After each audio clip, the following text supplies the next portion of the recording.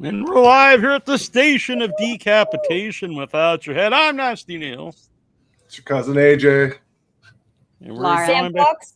There you go. Introduce yourselves. I love like it. that.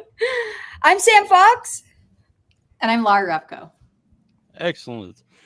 And you guys have a movie coming out, Open Wide, which is playing Fantasia Fest. That's very exciting. Oh, yeah. It's very cool. Fantasia is actually where the Sam Fox journey started, kind of, pretty much. Not with you, Neal. We go way, way back.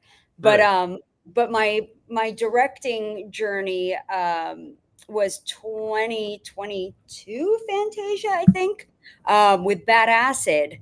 I was programmed there by a girl who took a chance, Celia Pouzette. She's now a sales agent for an international sales company.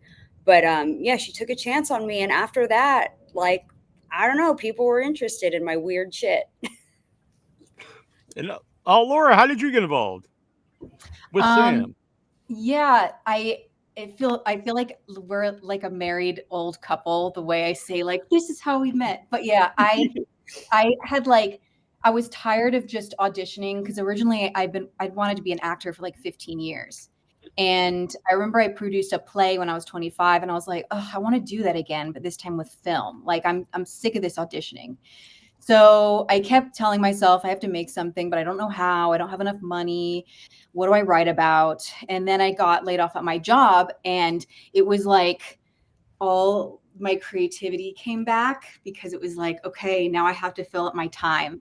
And so I came up with this concept and found Sam and brought it to her. And I was like, there's a chance she won't respond to me. I'm just some random girl on the internet, like reaching out to her. But thankfully she decided to respond, and kind of like the rest is from there. I love was it random about- girls on the internet. Yes, exactly. If me or AJ said that, it's going to come off very weird, I think. I say it all the time. Yeah. Said it today. Yeah, What the was thing it is, about?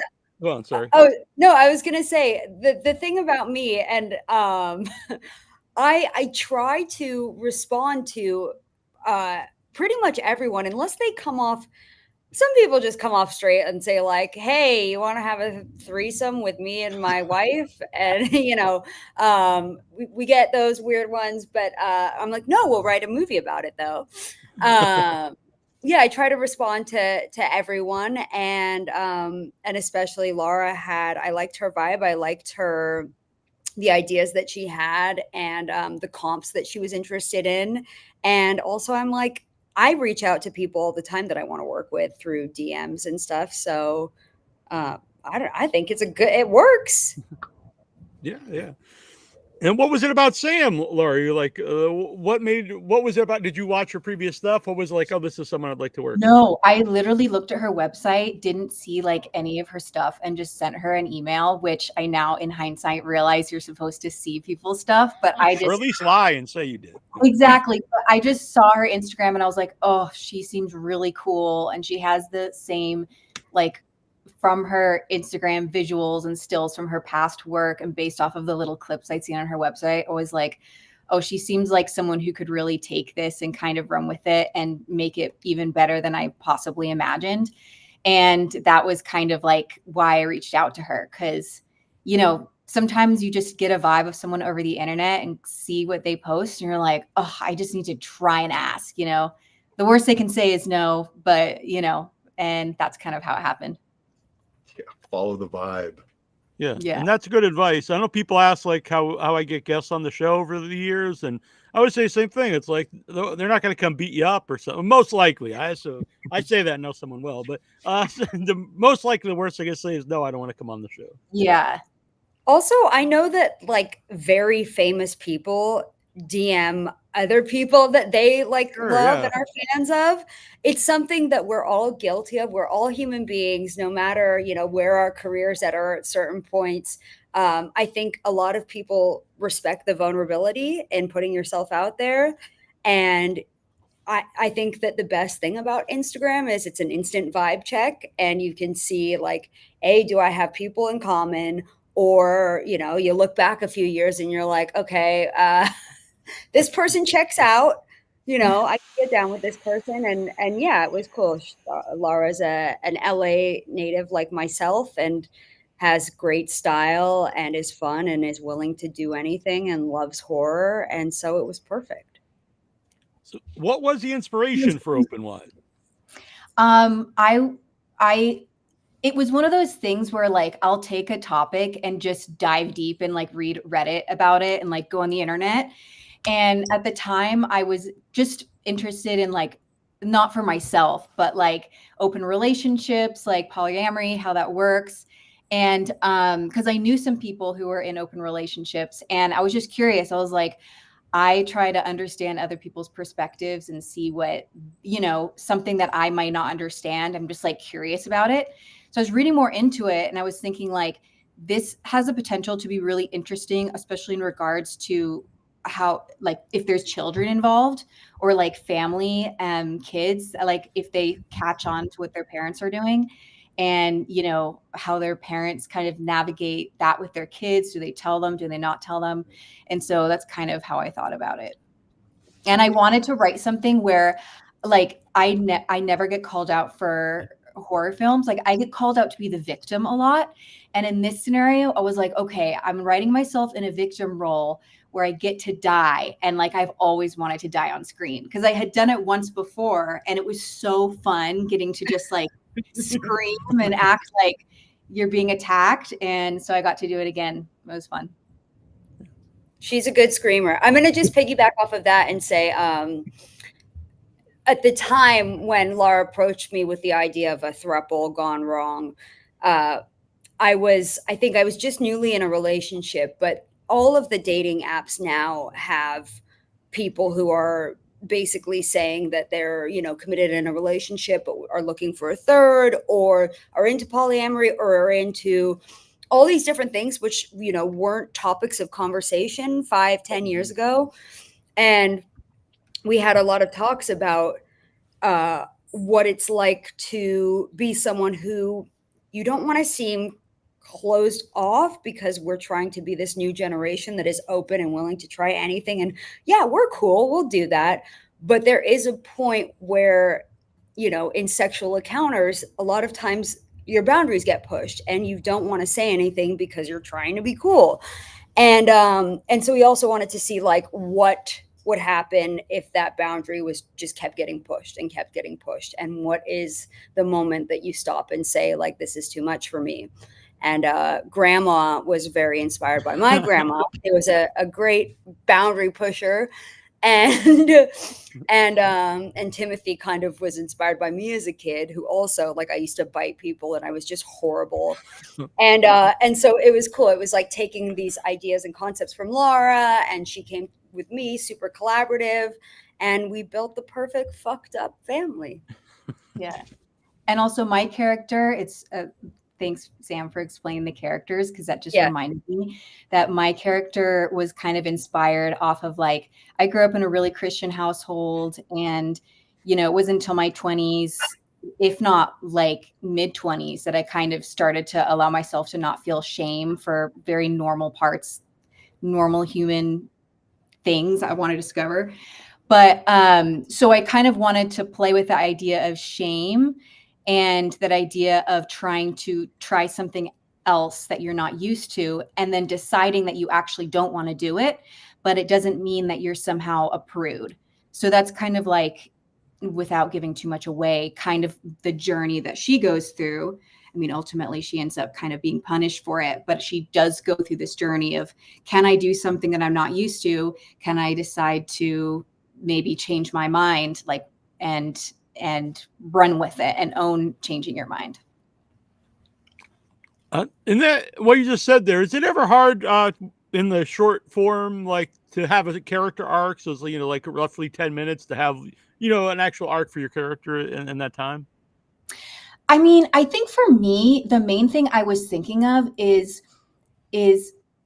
all I really thought is, like, my objective is to, it changed throughout it. Like, at first my objective was, I'm telling the plot basically, but like, hook up with these people. It's hard not to on a short film. hook up with these people, prove to myself that I'm this like deviant sexual woman and that I'm a modern woman. I can do this.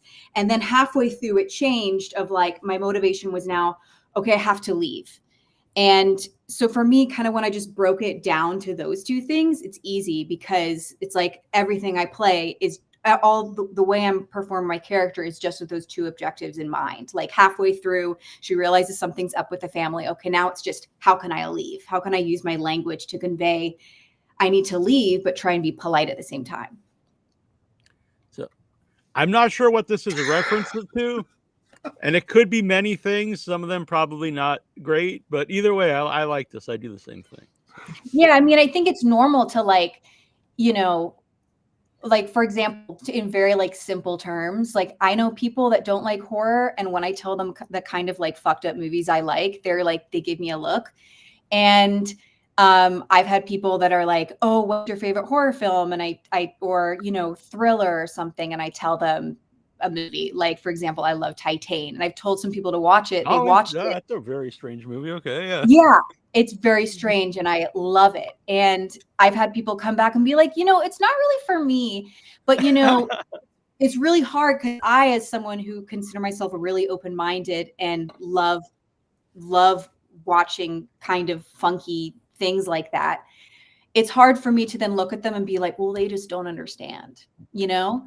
Whereas I understand now that it's like, no, it's not that they don't understand. It's just, it's not for them. It doesn't mean that they're somehow closed-minded or it's not their genre. So it's kind of like there's parallels there. Yeah. Also along those lines though, like, that's what I like about festivals. You see a lot of weird stuff that doesn't really fit into, I mean, we're talking about horror movies, but is open wide horror? I don't know. I don't really care either, but it's, you know, it's weird. It's just weird genre films. And I like that about festivals. But you are starting to see more stuff theatrically released that's very strange, like The Substance or something. Like I don't think that would have been released like at the theaters or had like A-list people in, you know, 10 or 12 years ago. 30 years ago, yes. Yeah, 100%. Yeah, but something happened, like, you know, and well, something didn't happen. People got scared and boring and didn't want to take chances anymore or risks. And CGI also ruined. I mean, I can go on a whole 3-hour-long podcast rant about the death of cinema. But sadly, what happened is investors realized that they can make money off of gore and horror, and they can make money internationally. And so now they're like, sure, we'll love to take your horror script. And I mean, I guess it's a good thing because they are giving now like money for horror because it's showing box office numbers. But at the same time, it's not for the love and the art. It's because of, you know, it does well. But I think the right. Go on, AJ. You know, that's just how everything's gonna go. But we wish that it wouldn't. So you know, it's everything leading back to the dollar. It just drives me nuts because there are so many good concepts out there, so many new good stories. There's so much stuff like waiting to be shot or filmed or shown or told, and it's kind of held up by this. Can we line our already fat pockets even more with this? So yeah, I definitely agree with that. I'd love to hear that TED Talk. And I had a conversation with a friend of mine, you know, not on the show, where there's been some recent movies I did go see and it almost felt like the gore was shoehorned in, specifically kind of what Sam was saying there. Like, that's what's cool now, to have really over the top gore. Terrifier 3? Well, I think that's what they dig those kind of movies, the Terrifier movies. But even like Death of a Unicorn, I just felt like I didn't see it yet. Yeah, I just thought some of the big gore. I don't know. It didn't feel like it really fit the movie. It's like this is something we have to put in this movie for it to it appeals to a certain people. It was so funny. Like I guess it was a couple of years ago. It was right before Substance came out, but it was kind of when this resurgence of like strange, surreal horror was happening. Brought about a lot by Ari Aster. And I started noticing these movies. I don't even remember the names of them, but they had huge stars in them that had this like horror comedy vibe, and it just seemed so inauthentic and poorly done. And I'm like, oh, someone went to Cannes and heard, or TIFF, and was like, so the new cool thing is horror comedies. Who's got one that we can do? And they probably buy these scripts that these directors write that they want to make, and they're like, well, you've never made anything, so we're going to give this like well-known director who's never made a horror this script. And then you can see it, because horror, like good horror, comes from people who can only ever make horror movies. Like if you look at the best horror directors, everything they've ever done is horror. And it's because it's like you live, you breathe it, you know, you study like what is the scariest thing that could happen? What are my nightmares? Instead of just like, well, let's add some more blood and like maybe kill a few more people because that will get, you know, the screams. Anyway, again, I'm going back on. No, I agree. And I love it. I love it. When Laura brought up Titan, like that's not a movie I could see anyone being like, oh, we have to put this like weird car sex movie. Like this is going to really appeal to a lot of people. It's like, whoever made it, it's like, this is what I want to make, you know? Right. Yeah. The French also, they're, you know, well, all of Europe still takes risks, and Asia. And that's why I have been exploring for like my first feature filming in Europe or doing a European co-production, because you can really find people that will give you money because they're like, yeah, we want auteurs, not, you know, Hollywood hits. When we first started, you said like me and you go way back. So when I first had Sam off, people know us for Wowzers, which that's like a 40-minute movie, isn't it? So it's not really kind of in between short and feature. We were way beyond our time. Yeah. And then, but then the last time was for Bad Acid. And I remember when we were doing the interview, you said you really didn't like to write like people talking, like dialogue. And then I've noticed since then, like your stuff has a lot of dialogue, you know. And so was that something that you like specifically thought this is what I would like to improve on? So basically I started as a painter, and everything was images. Everything still is images to me. And then I fill in the dialogue. But when I first started making films, it was not that I didn't like to write dialogue. I didn't know how to. And all I could do was see these like choreographed images, and I built a story out of that. And I think with Fucking Nuts, that was the first time I was like, okay, I can't excel unless I start getting this dialogue in here. So that was my first attempt, and I was like, okay, I can do this. And then I did the Blue Diamond. I co-wrote because I didn't feel confident enough to take on like that meaningful of a script. And then Open Wide, me and Lara wrote together, and then I just wrote the Blue Diamond feature basically on my own because my co-writer didn't have time for the job anymore, and I had to basically work through like my biggest, you know, self-doubts. And I had a fucking breakdown of like, I can't do this. I'm not a writer. And I just pushed through, and, you know, it's really hard, but it's also really amazing. And I guess I guess I am a writer because I've written a feature, but yeah, it's something that you have to practice. Like I'm not a natural writer. But I am a natural storyteller. And so I just think that the more I do it, the better I'll get. And yeah, who doesn't like overcoming, you know, their harsh critic? Yeah, and your visuals are awesome. So it's like being visually driven. I feel like, in my opinion, like dialogue can always catch up. Visuals, like that's got to be like inside of you. You know, like you can teach somebody like composition and things like that, but you can't really teach them like cool, stylized visuals. So you got a good brain for that. Don't be so hard on yourself.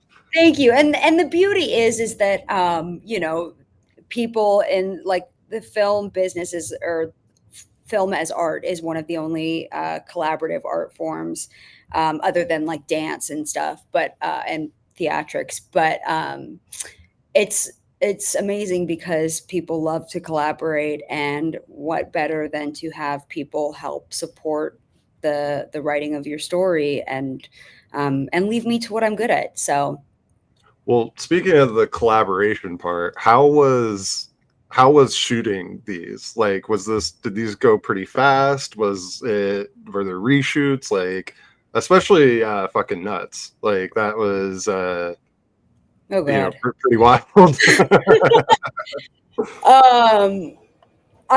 It's funny. It's like fucking nuts because it was so mentally damaging to me. It feels like it was so long ago, but it kind of was the first thing that I did that was it was a lot. There was puppets, there was special effects, we shot in New Orleans, so there's travel and shooting on location with a bunch of people that we didn't know.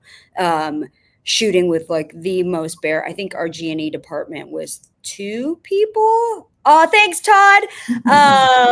Yeah. Wait, why did you shoot in New Orleans? Because to film that in LA would have cost like $50,000. In New Orleans, it was half the price because they have the most amazing artists there that like love to create, and they don't say, when you ask them like, oh, I need some peanut puppets. They're not like, well, do you have $10,000? They basically say, okay, this is what the materials are going to cost. And like, I want to do this because I want to make movies. God, I love working with people that it's indie film. I don't have $10,000 for a fucking peanut. It was just, that one was so hard too, because I'm now on anti-anxiety medication, but up until it was after Bad Acid where Blue Diamond, where I had to get on medication because I'm so psycho in my brain of just like, it just goes and goes and goes, and I can't stop thinking of the project and ways to improve it. And then I get really bad insomnia. And so on fucking nuts, I had really bad insomnia. And so I was, overnight shoots, 2 hours sleep, oh God. And we lost half our footage. But that one, we survived. And then Blue Diamond was really amazing because we had a full crew. There was so much support. Like we had all the positions were filmed. I still had insomnia, but it wasn't as intense because I was at home and I had producers. Like I was producing fucking nuts. And we had, 3.5 days to shoot. Open wide, we had no money. We had no crew. We had basically $5,000 production budget. We had 1 day to shoot. And I had anti-anxiety medication. And so it was a fucking blast. That's the trick. I'm not trying to turn this into a whole like talk about medication, but I will say for artists who like thought that the only way to make their art is to suffer profoundly, there are things that can help you get through, and medication has made it so that I can sleep at night. And if I can sleep at night, I can do my job and I can trust the other people around me to do their jobs. And Lara and our cast and our crew were just so prepared and amazing and just made me feel comfortable and confident. And yeah, it was 1 day, 14 pages, 5K. So good on the meds, but I will say that might be a testament to a smaller crew. Yes. Well, it depends, because a smaller crew, like when I'm having to do 5 jobs, because we didn't have costume, we didn't have set dressers, we didn't have PD, I did have an AD. Yeah, it was like so much of it. We were ordering stuff from Amazon, and the day before I'm like putting it up. You know what I mean? It's like I love that. I don't know how we did it, honestly. It was crazy. But anyway, Sam, I interrupted you. Oh, no, you didn't. I think we did it because we didn't put too much pressure on it. We're kind of like, we had parameters, and our parameters were tiny. And I think sometimes, when you only can do it for 1 day and you only have so much money, I at least gave myself the grace that like, if this is really terrible, I did the best I could with what I had. And thank God it didn't turn out terrible. Slapper. Yeah. So, Laura, what was the process like writing with Sam? Writing together. It's so interesting because this was my first time really doing anything like this.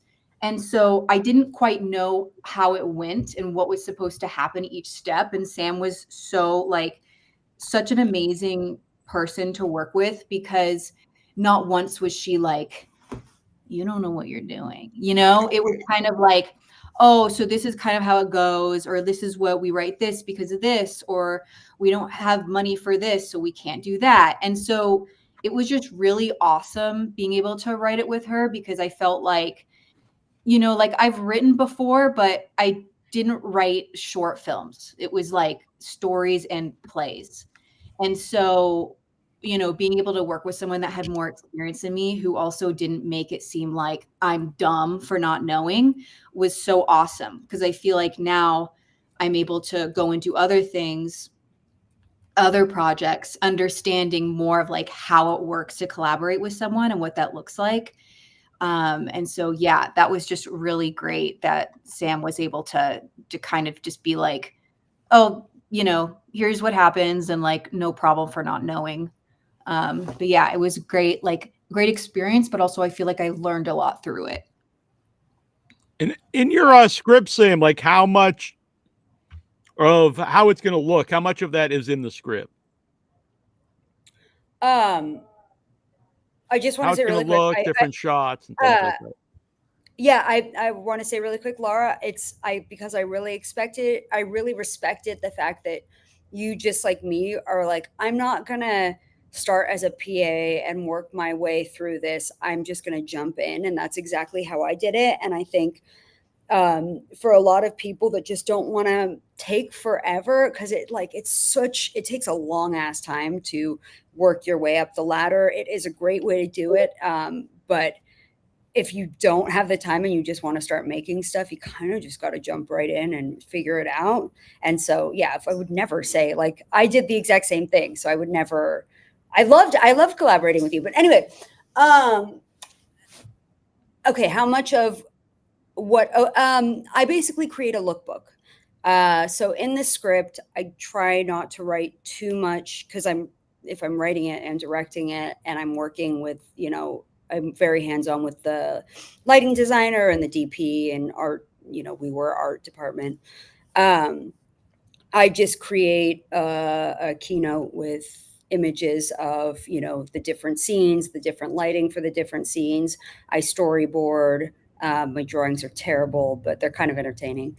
Yeah, I'm hyper, because of the anxiety that I've had my whole life.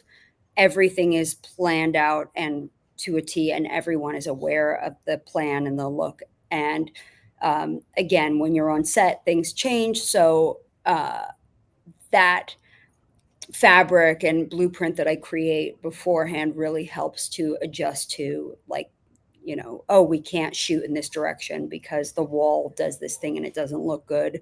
How can we adjust?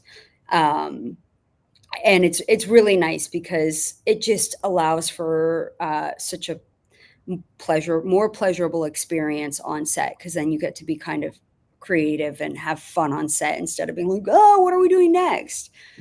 So yes, everything is thoroughly thought out and planned. Yeah. Did you both go to the premiere? I did, yeah, in Chattanooga, Tennessee. It was so awesome seeing it on a big screen. Yeah, with people. And with people. And what I thought was great is you realize, I mean, I knew this, but I didn't really know this, but how different it is seeing on a bigger screen, and how the sound comes into it was just so awesome. And people were laughing at parts that I did not expect them to laugh at. I was like, they're laughing at this? That's awesome. I'm so excited that they think this is funny. And yeah, it was just really cool seeing it in a group environment with other people who love the same stuff that we love. Yeah. And just think it's fun to watch movies like that on, you know, 11 o'clock on a Saturday morning. So I'm so glad I went. And everyone there was really kind and sweet. So it was nice having that support. Yeah. And shorts, especially, it's probably your only chance to watch it on the big screen with an audience at festivals. And do you have much experience before this with festivals? Have you been with other things, or not with short films? I mean, I went to a lot of film festivals because my friends had films in them. but seeing your own film up there is like, oh, this is how it's supposed to be watched, you know? Like I have some of my friends who live across the country are like, I want to see a link. And I'm like, no, I'm not going to send it to you because it's just not the same. You know what I mean? So, but Well, you know, they're going to watch it on their phone too, which yeah, is exactly. disrespectful. Even if I tell them not to, they're just going to watch on their phone. So I was like, hopefully if I get into any festivals near them and I'm able to go out, I can invite them, you know, you never know. Yeah, it's a much cooler experience. Yeah. So are you both going to go to Fantasia Fest? Definitely. Yes, sir. Us 1,000%. and Ethan, the cool. lead actor who plays Ron, and yeah, it will be great because it was one of my first real festivals, and I love Fantasia. I had the best time. I met so many people, so many incredible people. Who doesn't love Canada? It's going to be my birthday the night before, so we're going to go out dancing. Oh, that's a cool happy birthday. Yeah. We play the final night of the 3-week fest, so we'll see what the crowd's like. They might be completely delusional, but maybe that's a good thing.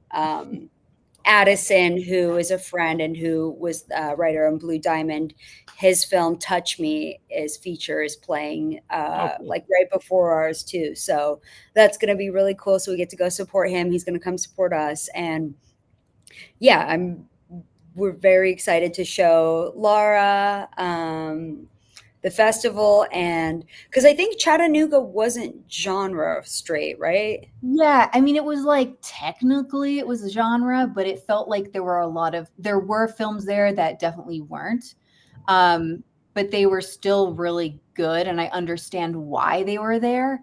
Mm-hmm. Like for example, there was another feature that was really great that was also kind of about a throuple, and so it was like, oh, I understand why this is here. It's just like so yeah, it was going to be really cool to go to Fantasia and see a festival that's specifically genre. I'm just so excited. Yeah, I've never been to Fantasia. Me either. And we've played there, haven't we? I don't know. I don't think we did play. Did we not? No, End Zone 2 once a few. Okay, because I was like, dude, I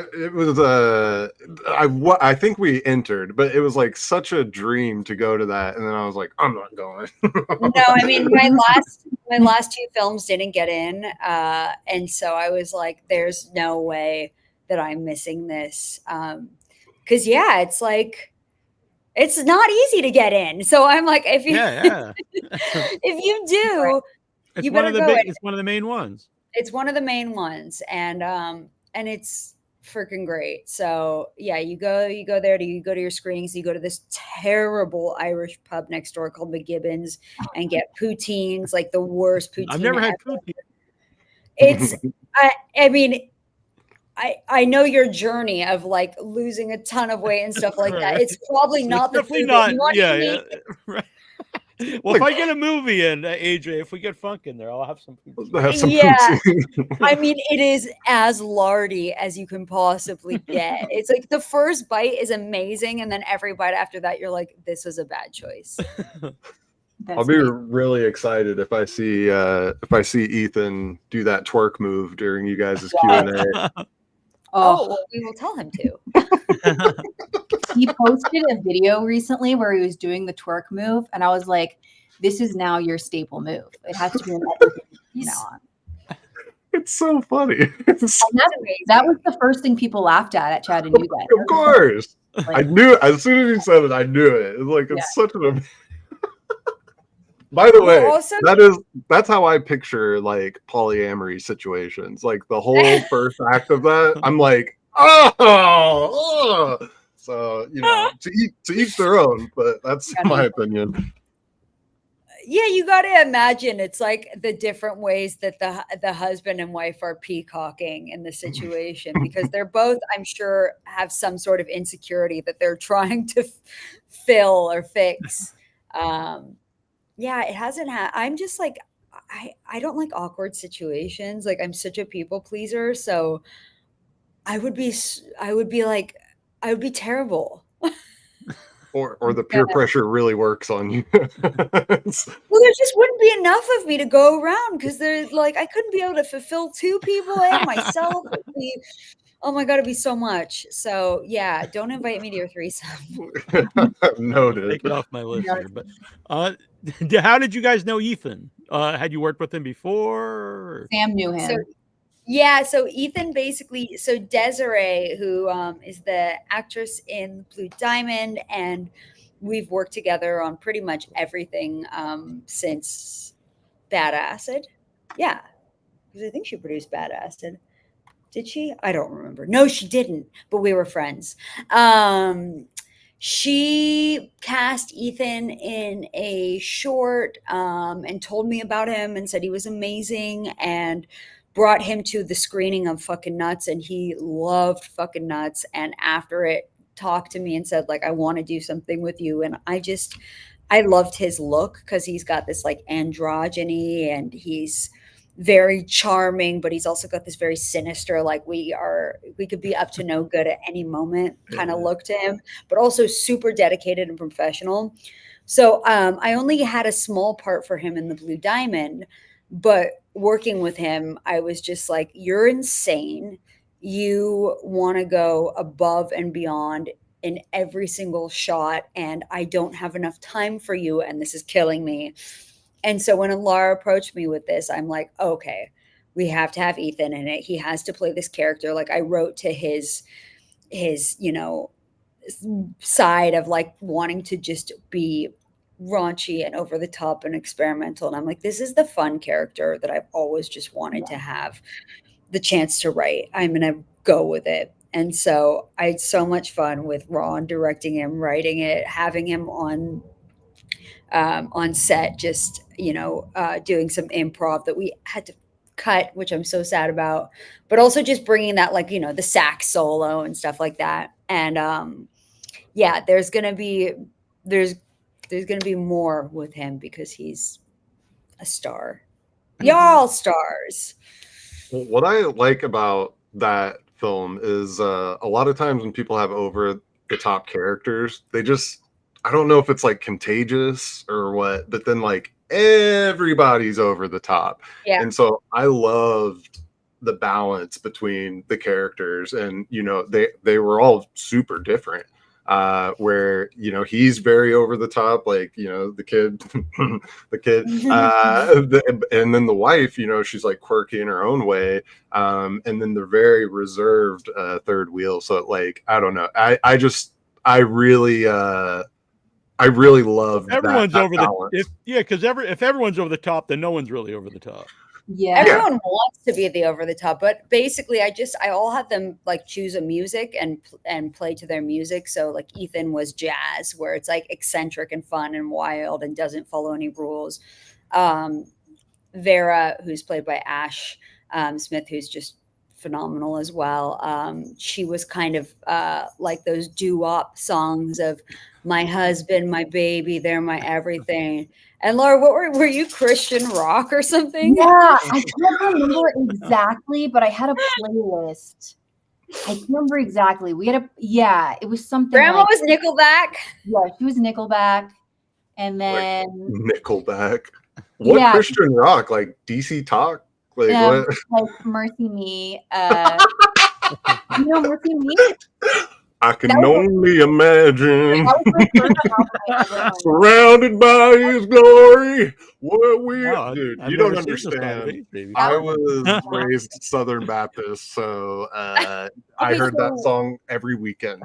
Did you do Newsboys? Yes. Oh yeah, I went to a Newsboys concert. That was my first ever concert I went to. This is hilarious. This is like the Phoebe was digging into the archives of Lara's life. It's so funny. It's like, obviously religion didn't work for us. Which is what makes it fun to make stuff about religion, because I feel like we get it. Like, I feel like, this is going on a tangent, but I feel like I see movies that are about like creepy Christian cult members or creepy nuns or creepy like devout Christian young women, and it's not creepy to me because it's so obvious it's written by people who never grew up. in that environment. So I don't know. I feel like that's also what made it fun writing a character like that. Cause it's like, oh, well, I actually understand the part that is actually creepy, which is just like kind of the blind devotion. Damn, that's a deep short you guys made. Yeah, and I don't know if it's something you want to talk about, but what does your family think of your love of horror movies and being in making this them? is so funny. So my parents are really great at finding something out, being like worried about it, and then suddenly they're like, oh no, you're right, like we shouldn't be judgmental. So they're super, when I basically came to them asking them to borrow their house, because I was like, I have no money, like we have to use their house. I knew I had to be vague about it, but I also didn't want them to be surprised once they saw it. Right. So basically I was like, hey, mom and dad, I was wondering if I could use your location because it's going to save me X, Y, and Z amount of money. It's about like a cannibal family. That's how I phrased it. And they were like, Still pretty rough. Yeah. Still pretty like broad. And I was like, it's kind of like a horror comedy type of vibe that we're going for. And you could tell they were like, not really about it. But then I basically was like, well, one of your best friends loves horror movies and like writes horror movies, and like you should ask him why he's into them.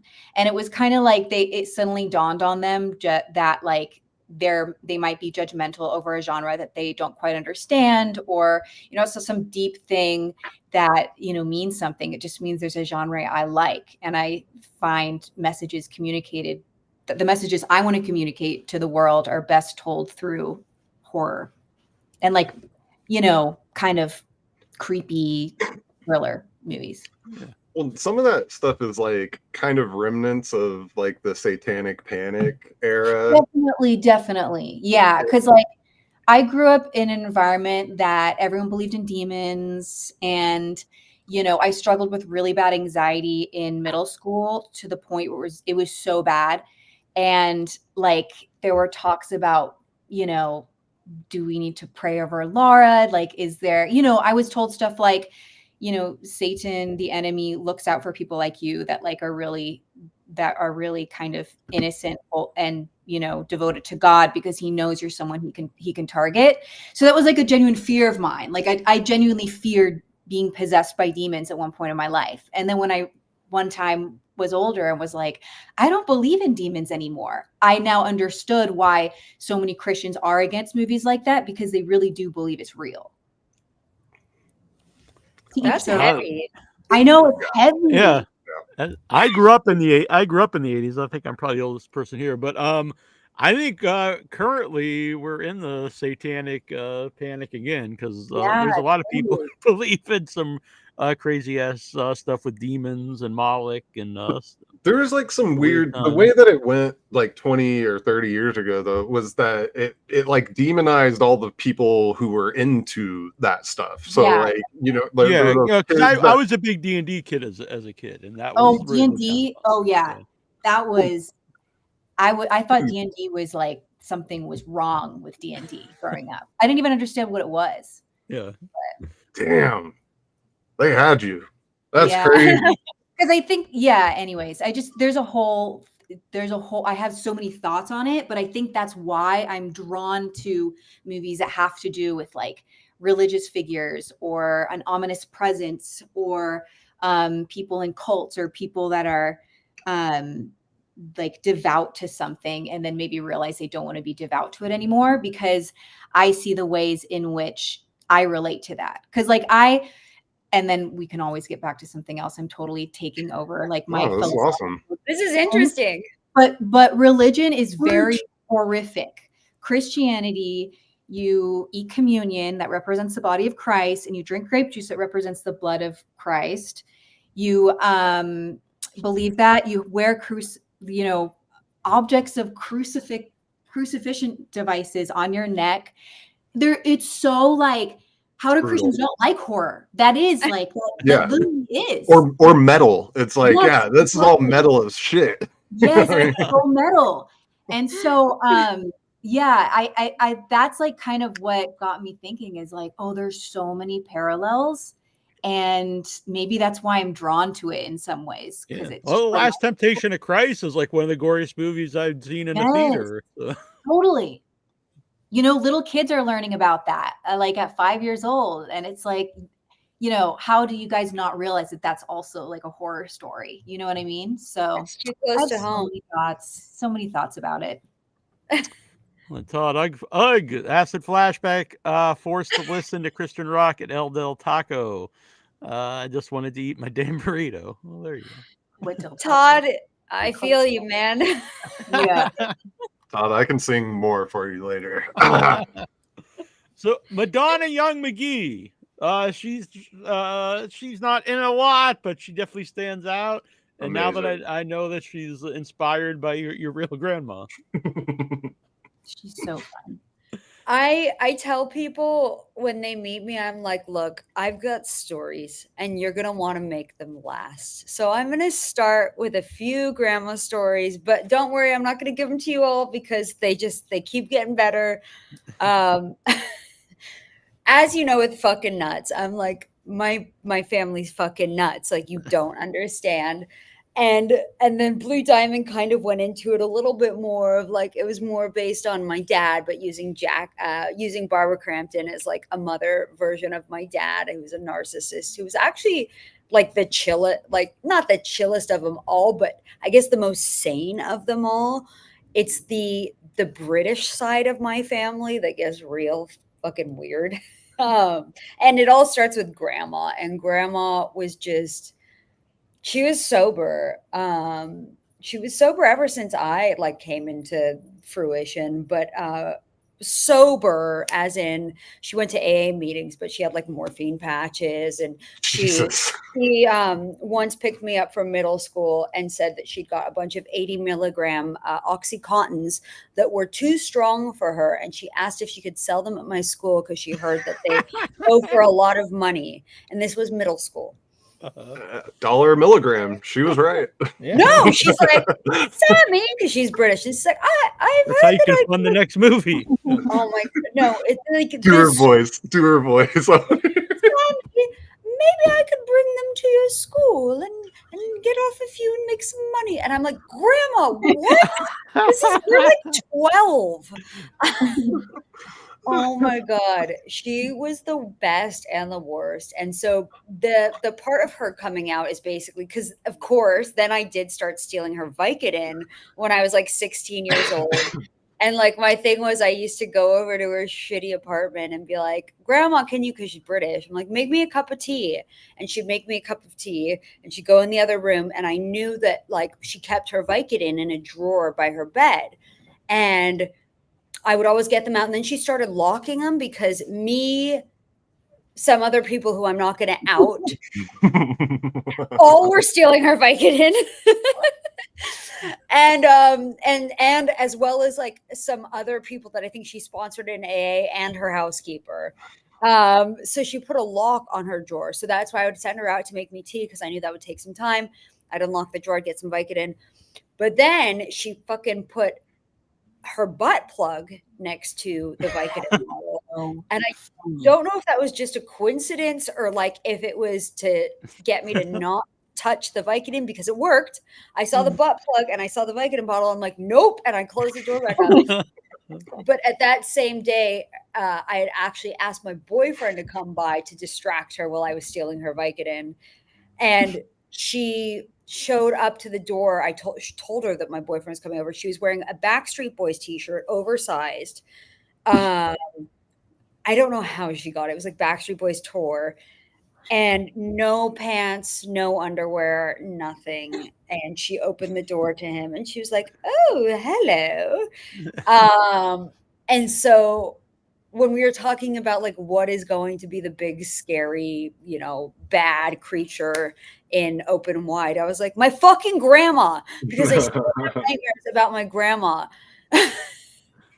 She was terrifying. And I'm like, my grandma and we didn't get Backstreet Boys. We got a Nickelback shirt with no pants. And yeah, long live Lorna. That is so great. Legend. Lorna the legend. Lorna's a Oh my God. I do really have nightmares about her all the time. So does my sister. So does my mom. Nightmares where we try to kill her and she won't die. Like, we'll like run over her in the car and she'll just go like back up. Next horror movie, Lorna Forever. Yeah, it's the haunting the grandma that continues to haunt the family. Yeah, it's messed up. So, where did the closing track come from? Because it's pretty great. It was awesome. So Sammy Yano did the score, and he is just the most brilliant genius ever. He's my new composer for life. And he created the jazz song in the beginning and then helped create the whole jazz score. And then for the closing song, we wanted something that was like Vera's song. So that was the doo-wop song, because it kind of starts in the beginning. It's Ron's. It's like he's the predator. And so the jazz song is his song. But once Vera feeds her family, she can then have her moment of like she did her job. And so I wanted something that was, again, like my husband, you know, my baby, I love him so much. And we didn't have money to license a song. And so I asked Sammy if he would get in the studio with my boyfriend, who's a musician, and our Chris Wall, our sound designer, who's also a musician. And we all played instruments and I wrote the final song as like a ode to Timothy, which is her son, and Ash sang vocals on it. And it was just the perfect thing, because it was a group, you know, effort, and we got to make, you know, instead of being able to license a song, we got to make our own song. Damn, that's sick. It was so much fun. And there was so much of the song that couldn't be in there because we only had a minute and 10 seconds. And I think we made a 5-minute song. What was the composer's name? Sammy? Jano, Yano. And Sammy Yano. Yeah, he does a lot of stuff, but like he doesn't get to explore and be as weird as he wants to. And he can be so weird and fun and funky. He's one to watch. He's a star. Yeah. Yeah, he was amazing. That jazz song is so good. Yeah. Well, that's crazy that he made all of it. Like that's such a wide range, you know. He can do anything.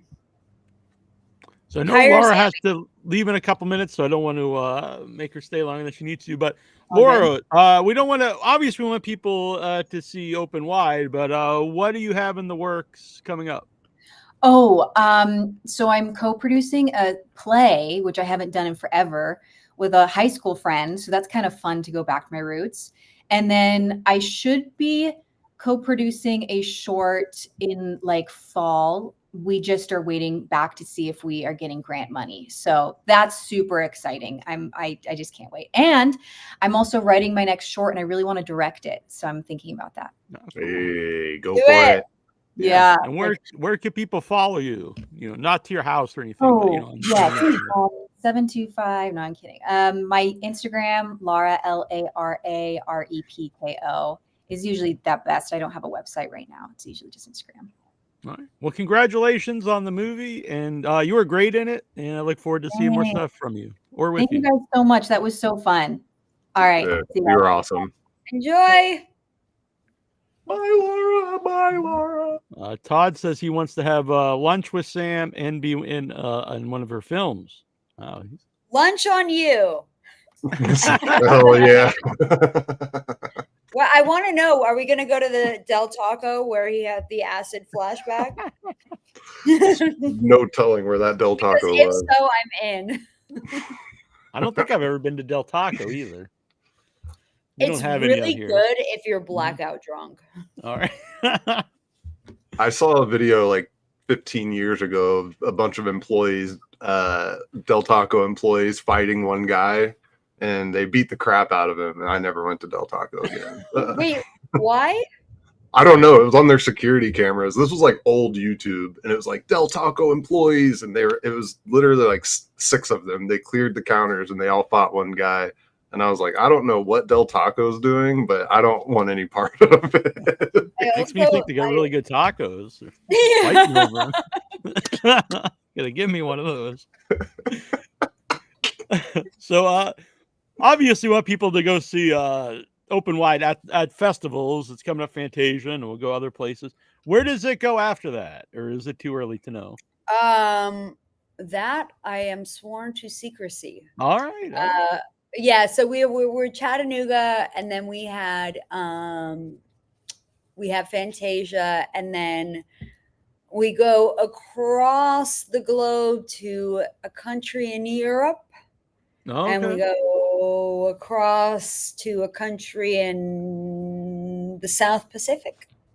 And then where else have we gotten in? I think we got in one other place. I can't remember, but we're getting, it's kind of, we missed the spring festivals, and in summer it's really only like Fantasia. There's not many summer festivals, and I'm sure that come September, October, November, which is, genre season, it will be a bit mental.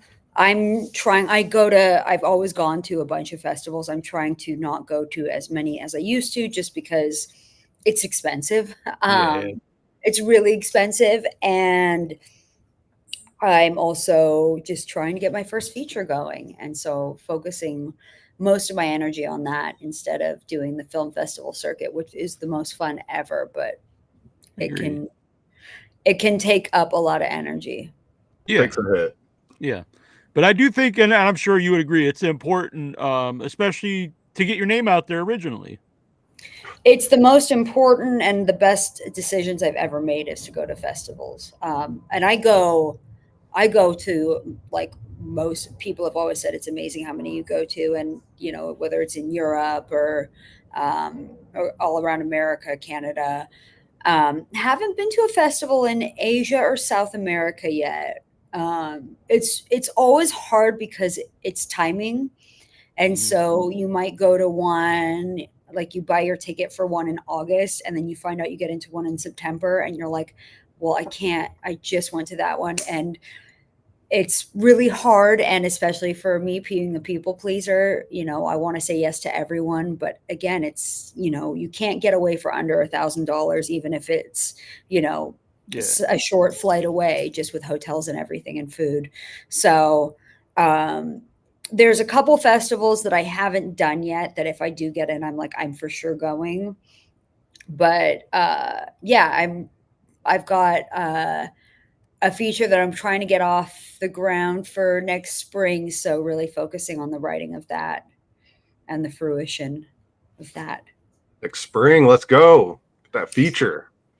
Yeah. I was pitching a feature length version of Blue Diamond, and it's a couple mil budget. And it's just, rumor on the street is that it's very hard for a first feature director to get over $1 million.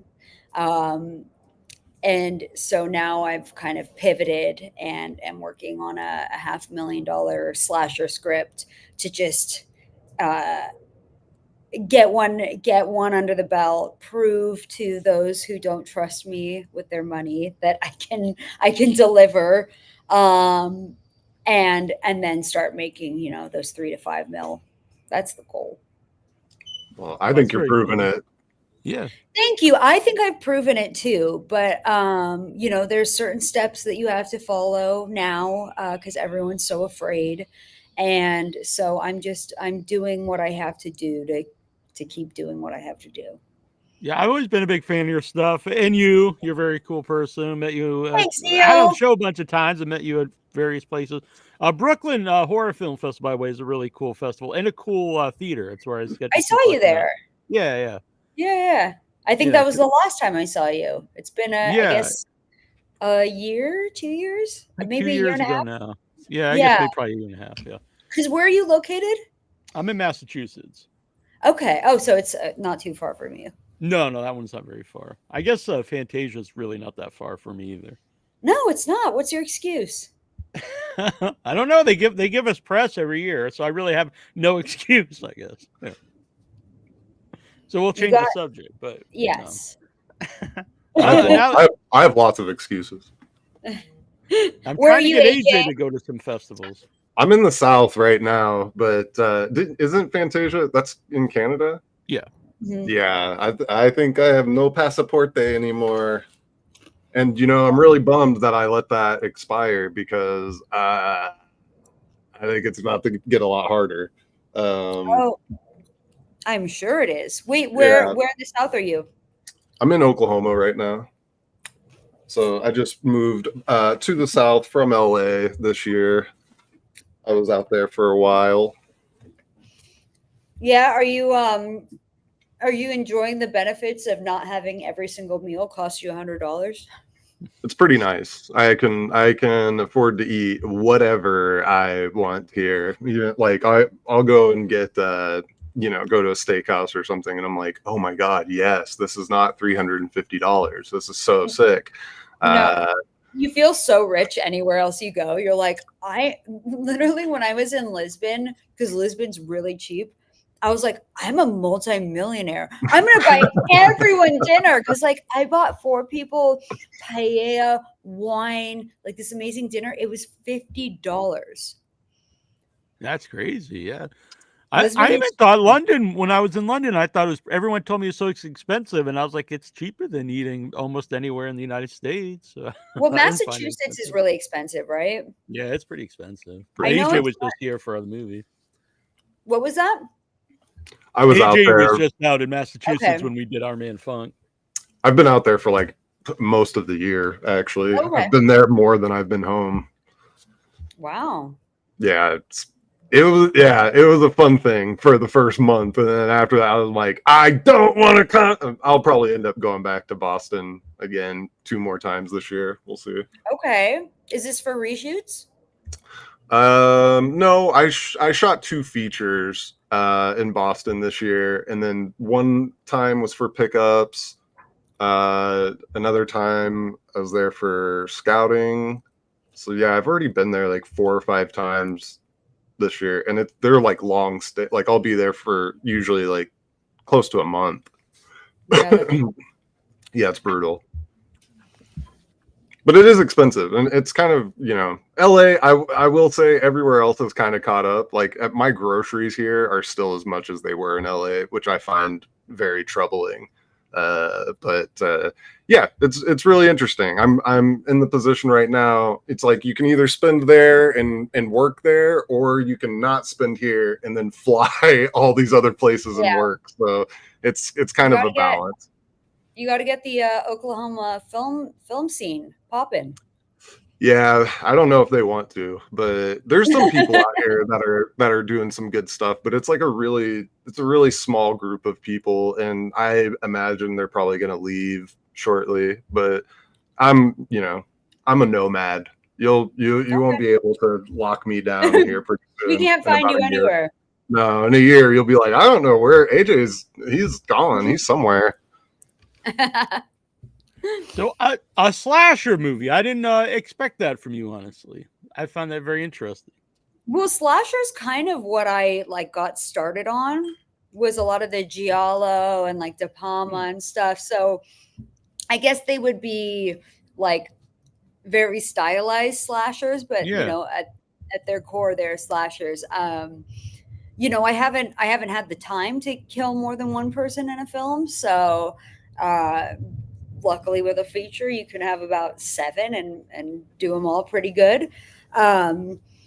But yeah, it's kind of when I was thinking of like, how am I ever going to make a feature, because I can't really come up with ideas for less than a couple mil, just because I think grand.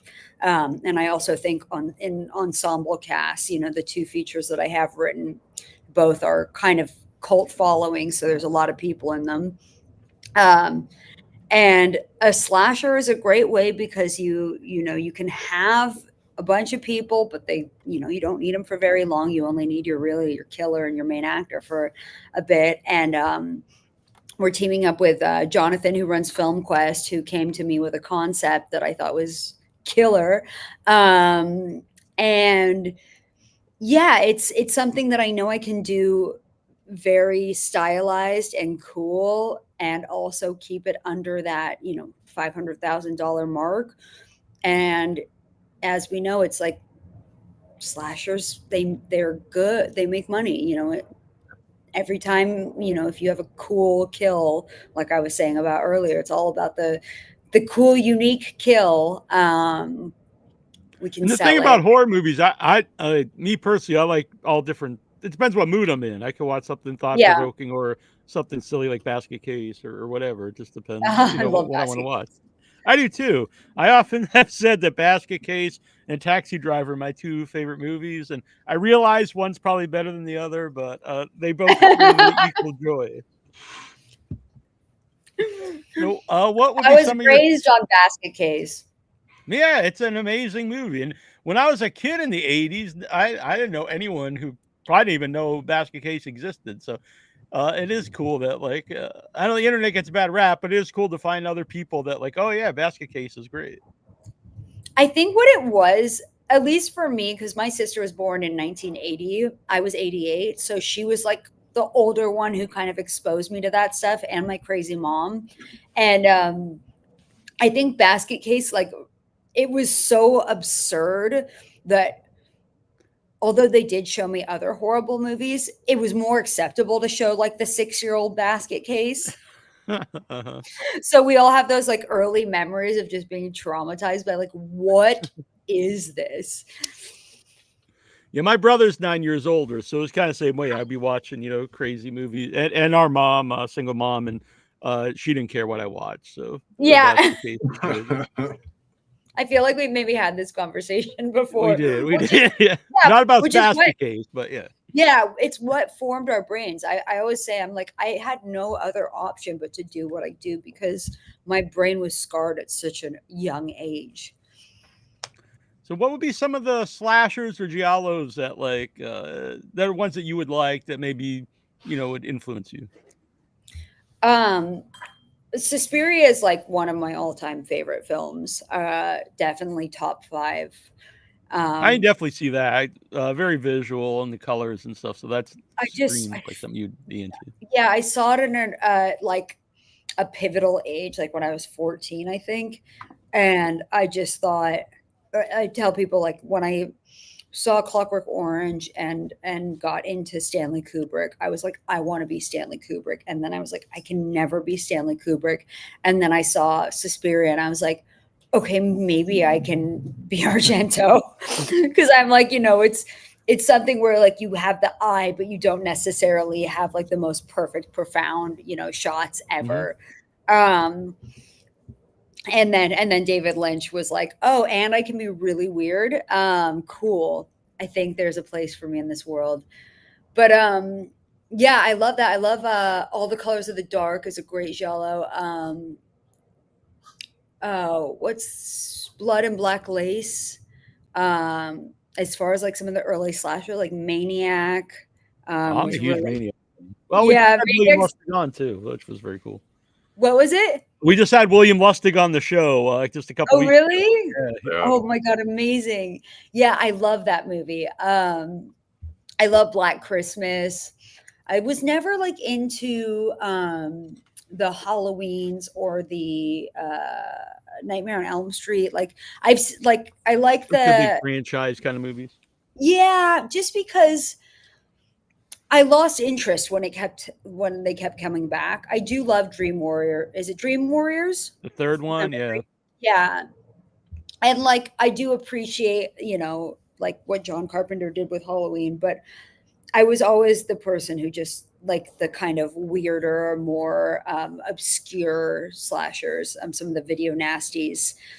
I haven't really seen many of recent times that I've been into just because, I don't like torture porn.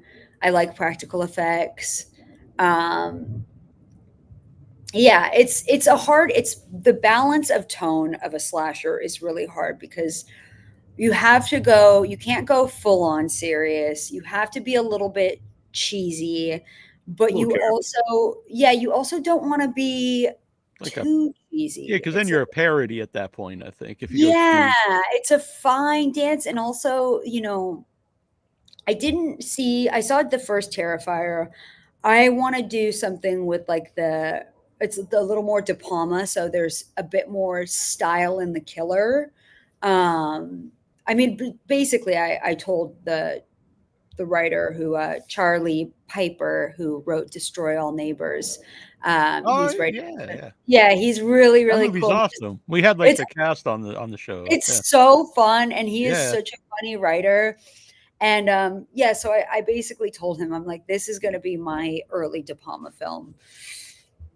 So I know you're not here to plug that movie, but people should check that out right away. It's like nonstop cool visuals. Every character is weird.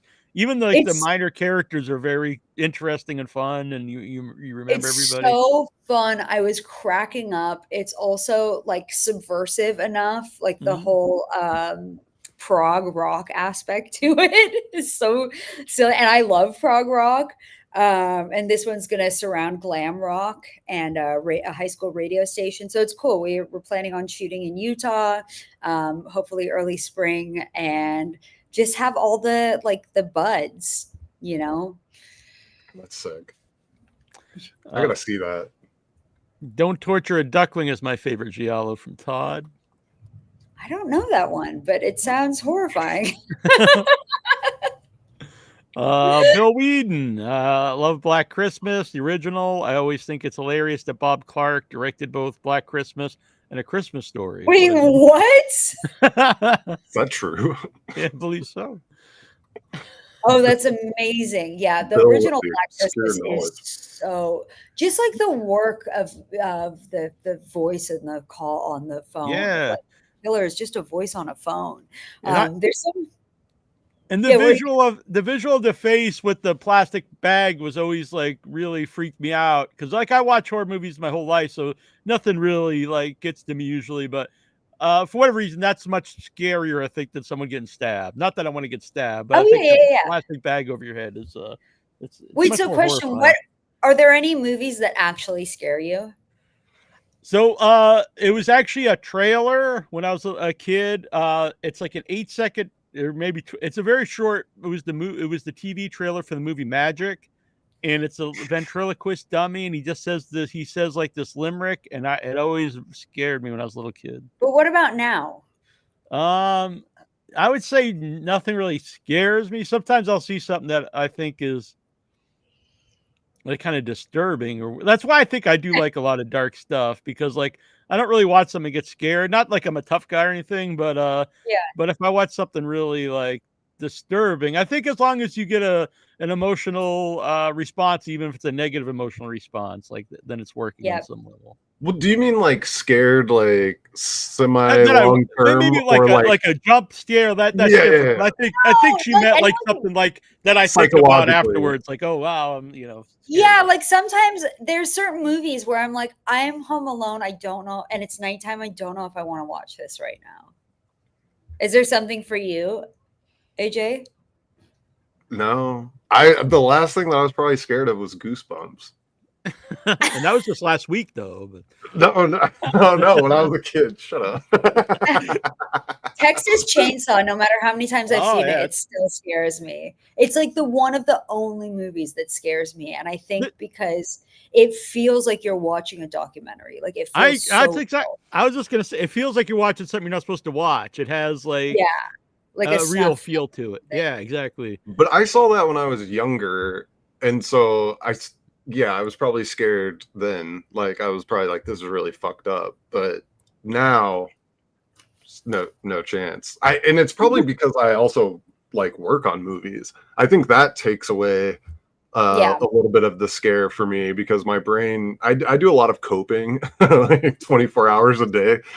So I think my brain just immediately is like, they dumped that FX blood. Yeah. Next, like, I don't know. But it's hard for me to get actually scared by something. I was really scared by the Blair Witch because I thought it was real. Oh yeah, I was really scared by that. No, now what I do, which is so fucked up, is because I make horror movies, I'm always thinking of like if I go to the bathroom at night and I'm like, oh, it's dark and it's kind of scary. And I'm like, but what would be the scariest thing that could happen right now? Like my brain always goes there. Or like if I was just camping up in Montana in a cabin in the woods, and I'm like, I saw these people arrive next to me, and I'm like, what is the scariest thing that they could do?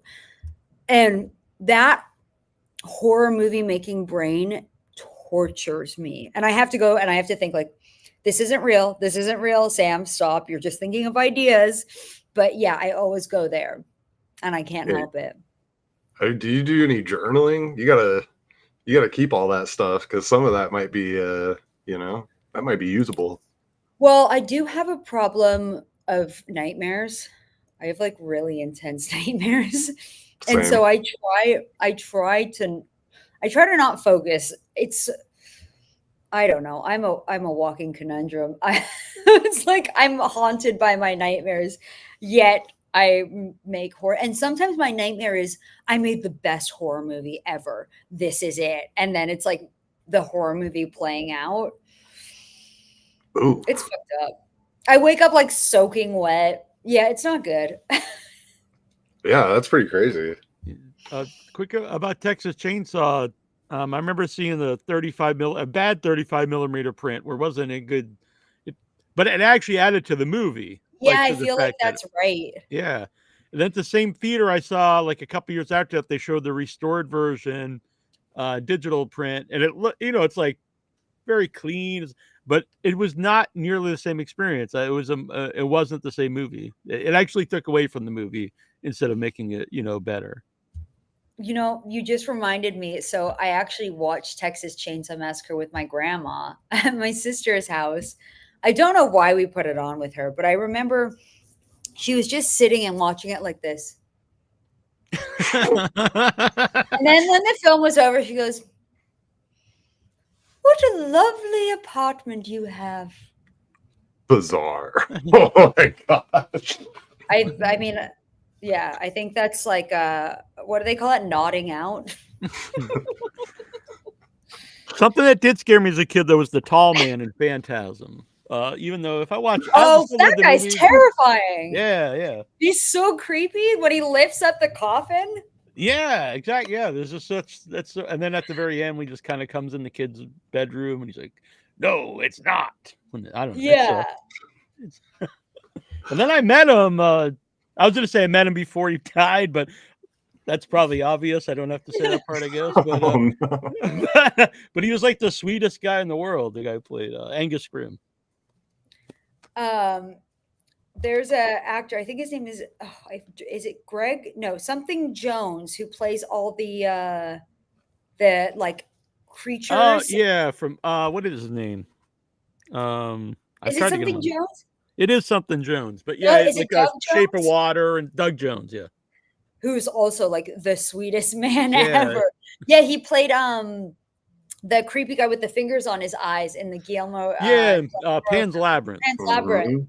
Yeah. And I'm like, you're such a sweetheart. I can't believe that you're playing these creeps. That's the thing with a lot of people in these scary things, though. Is like I found that out when I started going to hardcore shows. Is I'm like, oh, these are all like dorks.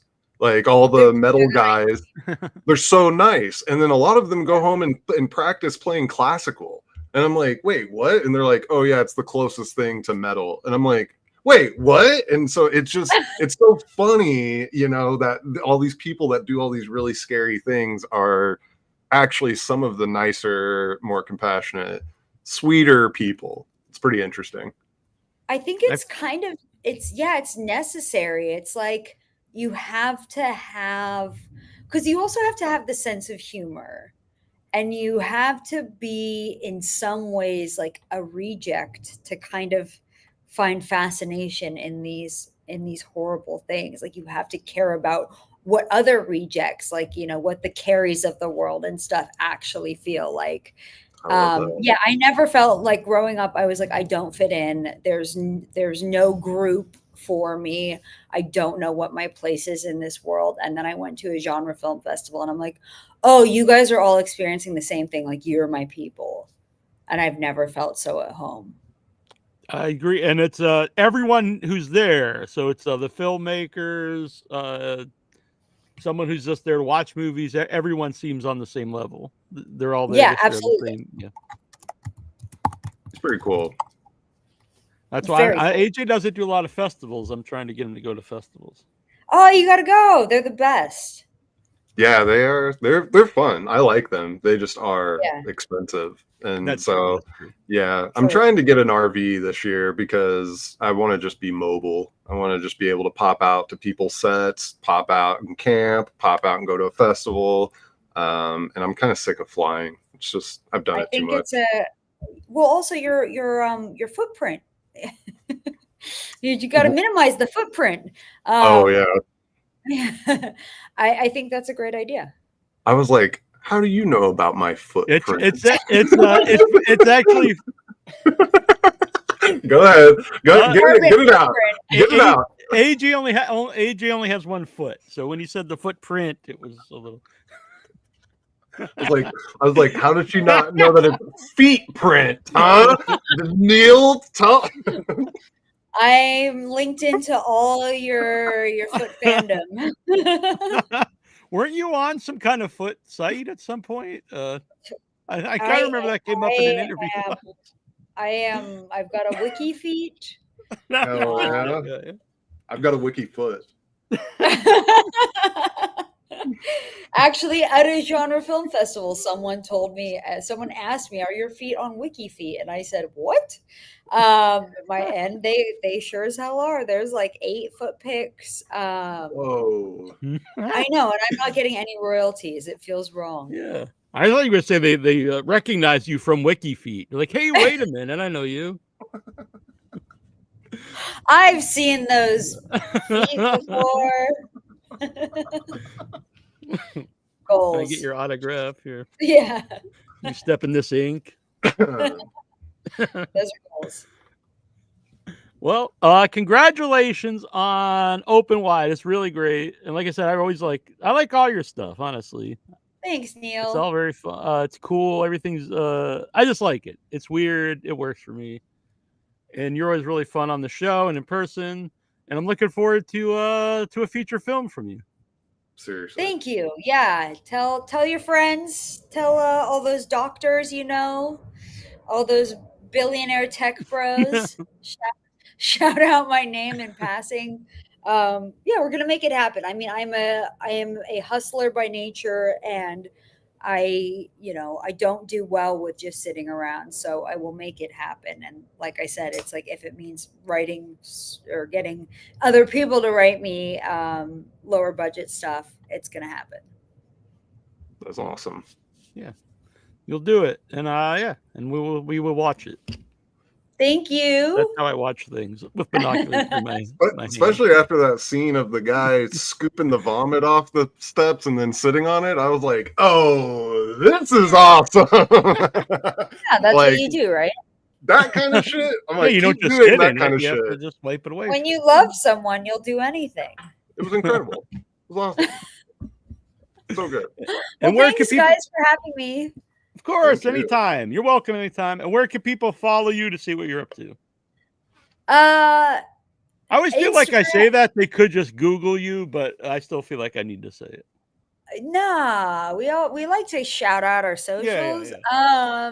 Yeah, on Instagram, the other Sam Fox or Sam Foxy Films. They kind of, I mean, if you want to like see me maybe like river rafting and like get some, casual Sam Fox stuff, then it's the other Sam Fox. If you only care about my films, then whatever, that's Sam Foxy Films. But I'm pretty good at posting stuff. So if you want to go see the movie somewhere, we've got some distribution deals that we're going to announce soon for the Blue Diamond. Fucking Nuts is on YouTube. Yeah, and that's kind of the main. I guess I got it on Facebook, but I just use that because it's connected to the Instagram, because everyone just yells at each other. I need to stick with Instagram, I guess, but I'm old, so I'm like, Facebook sucks. It's just people yelling at each other. Although there is my stepdad gets in political fights on Facebook, which I do love tuning into because he's not afraid to yell at people. I'm still updating my MySpace. All right, we will see you, Sam. It was Thank so good you. talking to you. Yeah. You're awesome. Anytime. You're the Welcome best. back anytime. Bye. Bye. All right, Sam Fox. I knew you would like her stuff. She's very cool. Sick director. Yeah, she's awesome. And a really nice person too. So it works all around. It's funny because by looking at them, people would probably judge them and be like, they probably make really cutesy movies. And it's like, that's some pretty gnarly shit. And I actually want to make cutesy movies. So and so they're like really nice and put together, making this horrific shit that's like pretty intense. And then I'm very disheveled and would like to make a movie about puppies. So, it's nice to talk to people like that. Yeah. I had her on years ago. This was before she started to make movies. She was an actress in the movie Wowzers. And like I had mentioned, it was like a 42-minute movie, and even at that time, they weren't really sure where it fit. But I don't know where it is. I should have asked. If it's out there, I would recommend it though. It's a really cool, weird movie. Was that during? There were still featurettes then, right?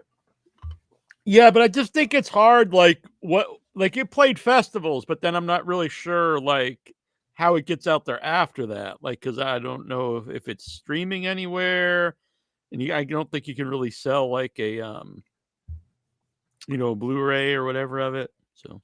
Well, now there are more. Like I'm noticing that there's a lot more shorts on streaming sites now.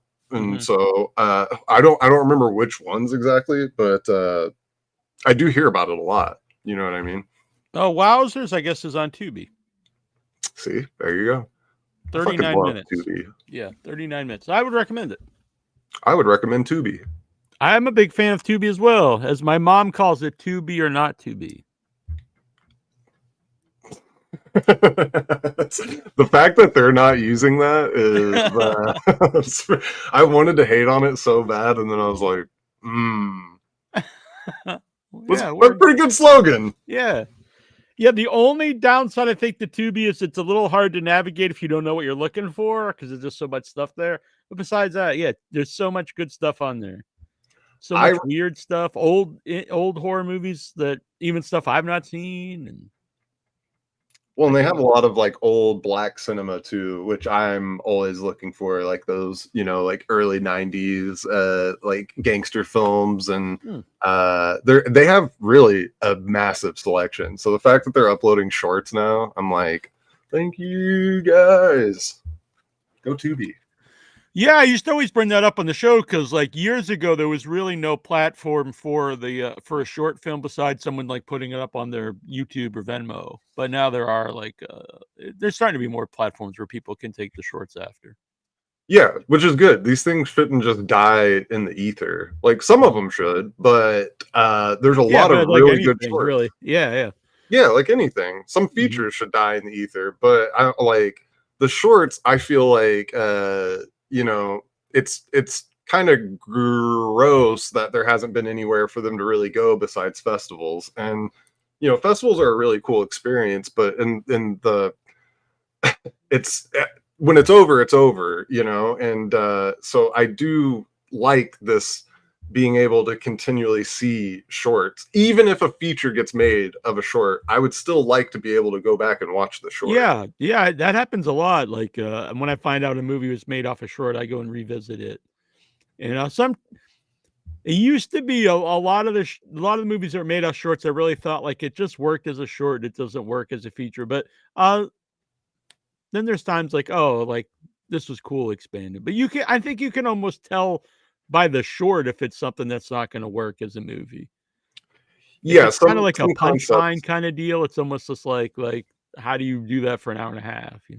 Yeah, and I think that there's too short. Like I love that 10-minute mark. Like that's really good. Yeah, you can still tell. You could tell a story in 10 minutes. Yeah, and 5, you're kind of in punchline territory. Like you got one setup to get going at. Yeah, and those are fun, but like they can't really, I don't know where they really go besides the festival. Like you watch a few in a row, and it's kind of fun. Yeah, I really wanted to talk more about those movies, especially Open Up. It's just so hard not to spoil everything. Yeah, 100%. But we'll have Sam back on. I'm like, oh, I'm gonna spoil this whole fucking movie, dude. I'm about to say everything, but I feel like pretty cryptic. Yeah. So if you guys want to, if you have a topic, if you have something to say, you can join us here. I know actually my friend Craig wants to come on, which I don't think you met either. Craig Lindberg. Actually, you might have met him at Dead of Winter Film Festival.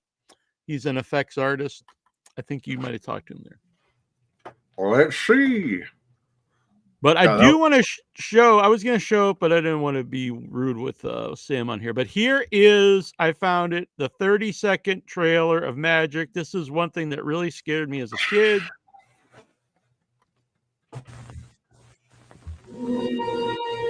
Abracadabra, I sit on his knee. Presto, changeo, and now he is me. Hocus pocus, we take her to bed. Magic is fun. We're dead. Josephine Levine presents Magic, a terrifying love story starring Anthony Hopkins, Anne Margaret, and Burgess Meredith. Rated R. Yeah, that was one thing that scared me. Just that trailer? Just that trailer. Also, I have to add, if Troy was here, he would tell a story. We had Hugo, which was a ventriloquist, so you could used to be able to send for, like in the magazines, and then Troy would tease me with it because the trailer would come on. So that What's might up, have guys? added to the whole thing. Hey, I gotta tell you, Sam. I meant it when I want to have lunch with her, and I'll pay for the Del Taco.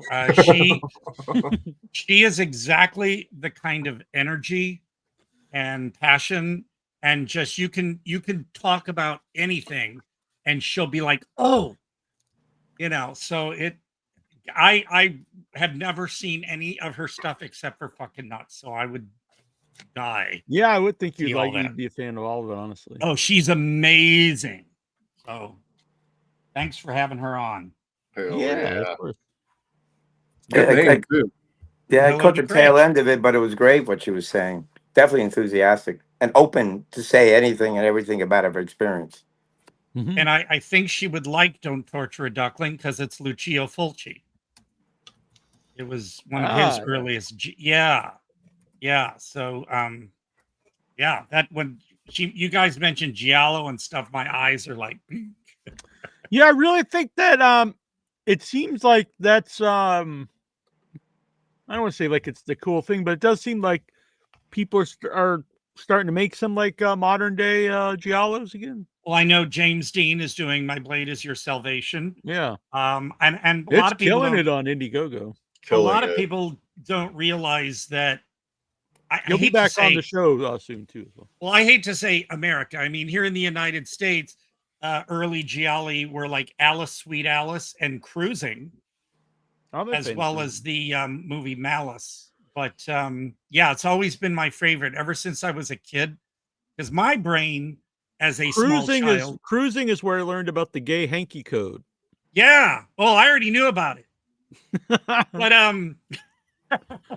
But When I was out New Year's Eve once with Annabelle at this club in Boston, and this is going somewhere. So there was a guy, and I didn't realize I was probably naive, but this guy at the bar was buying me drinks, and he was a very good looking Latino guy, and I was really heavy then. He could have done way better, but it did make. But anyway, he was.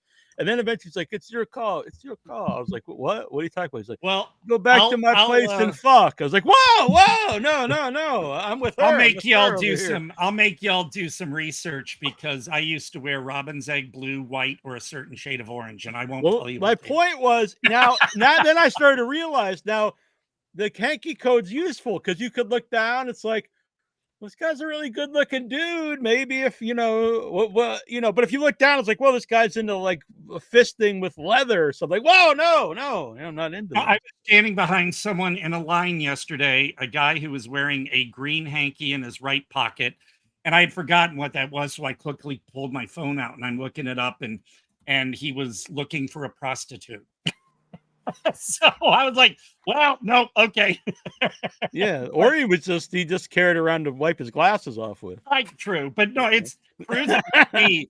I recognized it right off the bat as being This is my big idea. It's the hanky code potluck party. So you throw all these hankies in a bucket. You, as soon as you come to the party, you reach in, you grab it. You don't know what color you got, but that is what you are into now for the rest of the night. You could get in some real trouble. That's my big idea. Yeah, especially because you were mentioning something that was a red hanky for the one you were thinking of, but no, I wouldn't. This is prep for Without Your Head After Hours, because we were contacted this week for to start doing interviews for the AVN Awards and this thing called the Auto Blow and all these. So I actually I was like, all right, I'll do some of these interviews. And the very first thing they sent me, there's no way I can show it on here.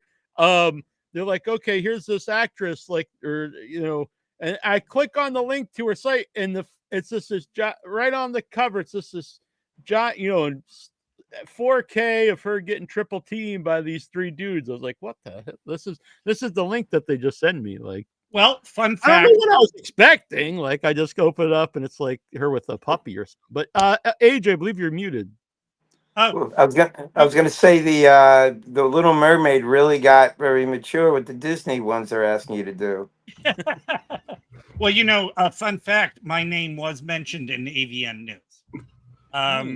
But yeah, for that one, you were not in this. You were not in this website they sent. No, I was mentioned in the AVN News. They apparently reviewed the feature I was in, but they got the wrong actor. Whoa, well, that's not. Yeah, they nice. said lanky Todd Jaeger gets an arm size, blah, blah, blah, blah, blah, blah, blah, blah. And I was like, that wasn't me. That was Hal Lednuts. But send him the link. He looked just like Willie Nelson too. That was so crazy. But my name got mentioned, so I'm proud of that. Yeah, that's cool. Hey, how's it going, Craig? Craig, you did meet AJ at Worcester, I believe, in Worcester. Okay, yeah. I'm sorry that I don't remember a lot, but yeah, it was a crazy time. I don't know. Yeah. Oh, okay. How you doing? You all right? Doing good, man. How are you? I'm good. I got some news. Some good news. Got an Emmy nomination for the work on Saturday Night Live. Oh, congratulations. Thank you. And I also actually did a day on that Friday the 13th prequel. Oh, really? Yeah, I did a day on it. That's pretty wild. It's really cool because it goes back to when Jason was a child. Mm-hmm. So you see all that stuff happen Yeah, I honestly think that's a smart idea because there's kind of a leap of faith between the first movie and the second movie. It's like he's dead, but really he's not dead. He lived. So I think you could actually tell that story. Yeah. So that was fun. I got to see what the Jason looks like. We got to do some nice little effects on some people. It was pretty cool. And I don't know it, and I don't want you to spoil the show, or you probably can't. But I do think, at least for the first season or something, it should be about the mom and Jason. I think would be interesting, like if the mom's actually alive for the first season. Well, yeah, this is before what happens in the movie. Mm-hmm. So she's alive. It tells a story about how it all begins and what happens and why all these things happen. I think if that's done well, I think that's an actually interesting story to tell. Yeah, from what I heard, the scripts are really good. I mean, I only saw what's known as the sides, and the sides are what they're shooting. If you don't know what it is, the sides are the script pages for the day.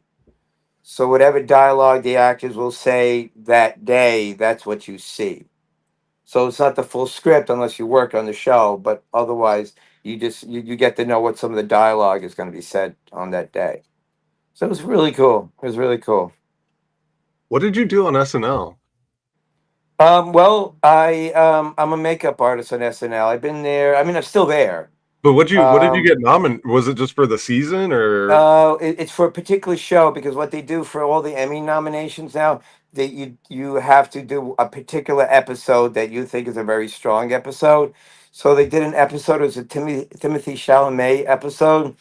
The particular sketch was called Dog Park. So everyone's wearing like dog noses, and Oh everyone's yeah, playing a I saw dog. that one. Yeah. Yeah, That everyone's is playing a sick. dog. Yeah. And we're going against Penguin, Oh, The wow. Last of Us, House of the Dragon, and The Pit. So it's some Wow. really strong competition. Oh yeah, Wow. those are some bangers to be up there with, man. Yeah, Congrats, yeah. bud. Just to be nominated amongst all those people and all those shows are like, wow. God. Wow. You did the makeup for all the dogs in that scene? Or No, just... I was more probably in a like an assistant sort of position Oh, where I mean I'll help out, but I'm not the lead of that prosthetic applications. There's only like two guys that do that, and then we help out with all the and it's literally it was all the cast. So all the cast are coming in and they're all getting their noses done and their costumes and their hair pieces. So we're all doing this, all doing the help work, getting them in their nose and painting it and things like that. because I'm a huge fan of Sarah Sherman. I Mm. Same, her dude. mind gets into some dark places, but extremely hysterical. And Yeah. I would, like with Sam, I would kill to have lunch with Sarah Sherman because you can tell her mind just can come up with stuff right off the bat. So Yeah, I would. and she's like that. She dresses so psychedelic, Oh, psychedelic. Like it's all bright colors. It literally looks like all that old psychedelic paintings you saw in the 70s with all those bright colors and things. Like think of like Yellow Submarine if it came alive. she did Yeah. that when she would appear Yeah. on Weekend Update as certain characters. You could tell she had That's- this psychedelic Peter Max. You have to see kind of her thing. show. Have you ever seen her show that No, she I got didn't know SNL? she had one. Okay, she has a show called Sarah Squirm, and it is fucking insane. Where is it? It's like Yellow Submarine with gore. It's all over YouTube. It is fucking Sarah insane. Squirm. Now I I'm know what not. I'm doing today. I'm not like a huge fan of many people. I'm a huge fan of Sarah Sherman, and She's I've a reached out genius. to her multiple times to try and get her on projects. But I'm like, once she got on SNL, I'm like, hey, do your thing, man. That's awesome. For me, each year there's like a specific female, and it's always a female cast member that I always think is better than anyone else on the show. And each year there's one. I remember when Kristen Wiig was on, I just knew that I fell in love with her. But when I saw Sarah, oh my God, I just felt like a kinship. She's so cool. And that is those great. clothes like that you're talking about, the psychedelic shit. Yeah, that's what she wears every day. SNL, I think, like won't really put her in it, but I guess on Weekend Update, she can wear her own stuff. She gets to vent a little bit with her personal fun. So well, that's great that you got to work on that. That is amazing. Now when I look at that sketch, I'll be thinking of it a little differently. A little more fondly. Yeah. Dude, Greg, how long have you worked on SNL?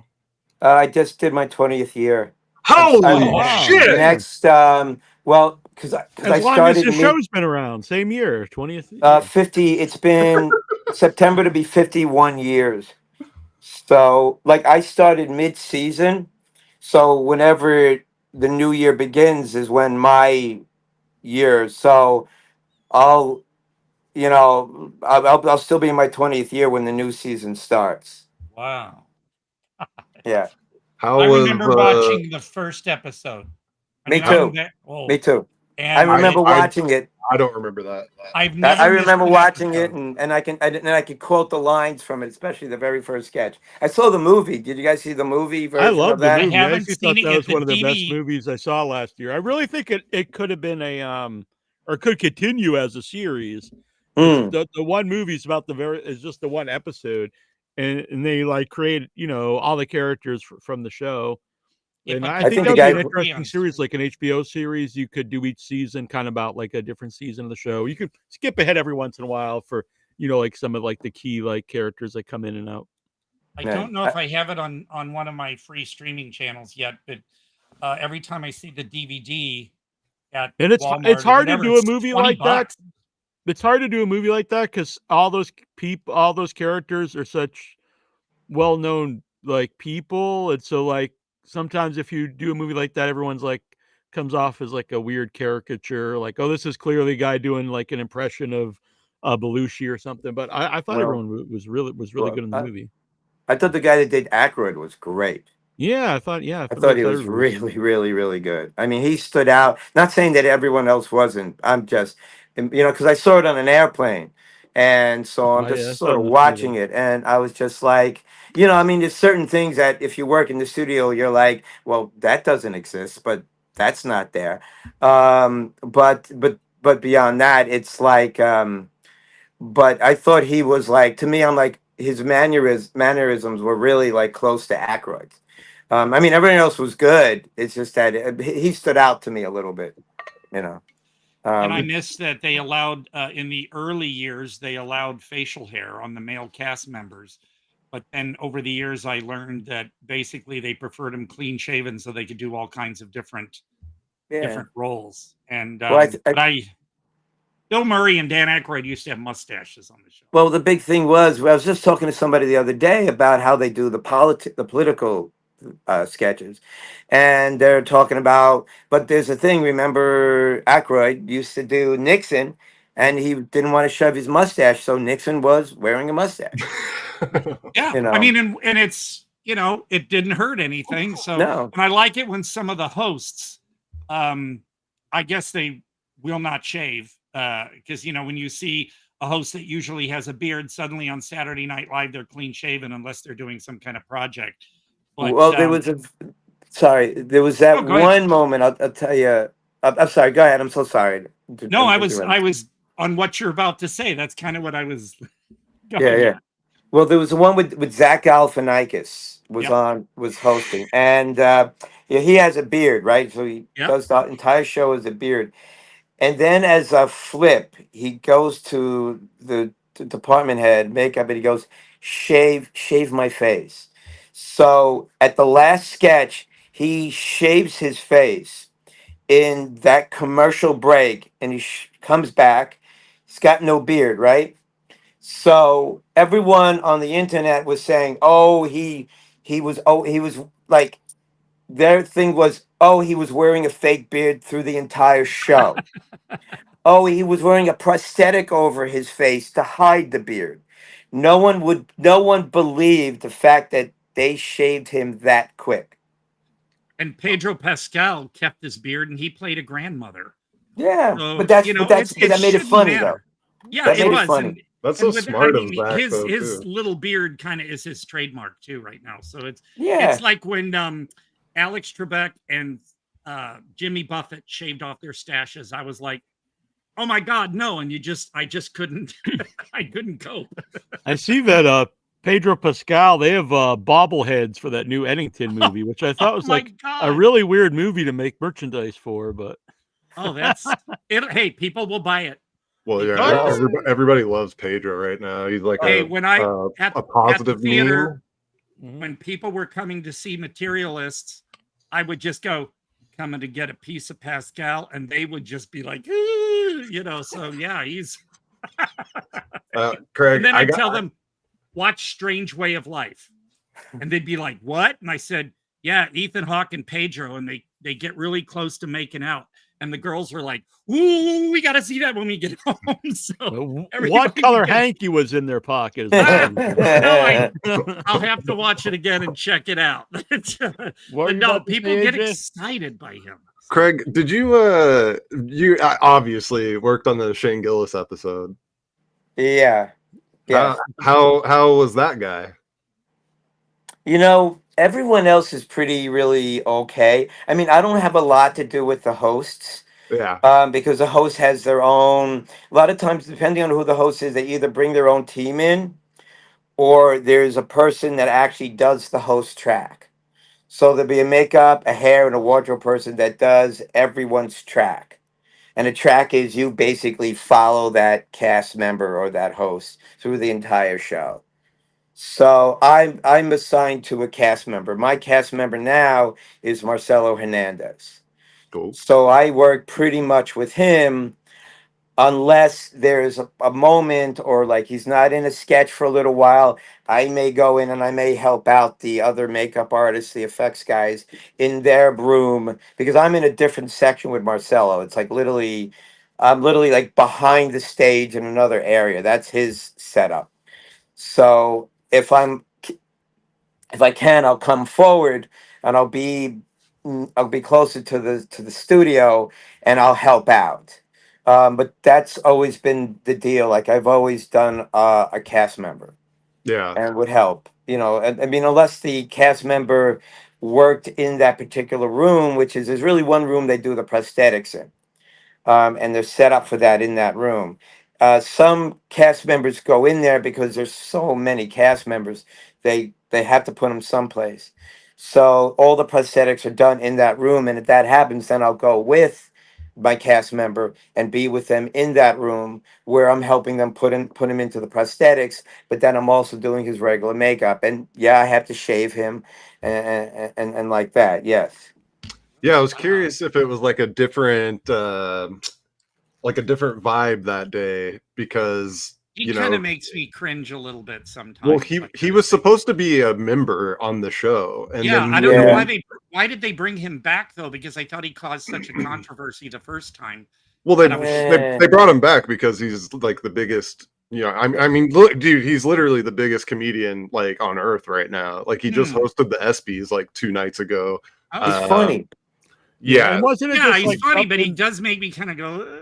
I think wasn't it like didn't they dig up something like he said on a podcast years ago or something? Years ago. I mean, we were all different at one point. Yeah. And I mean, the humor that I'll tell you, I'll tell you, I'm part of this program here with my local, and it's a mentoring program.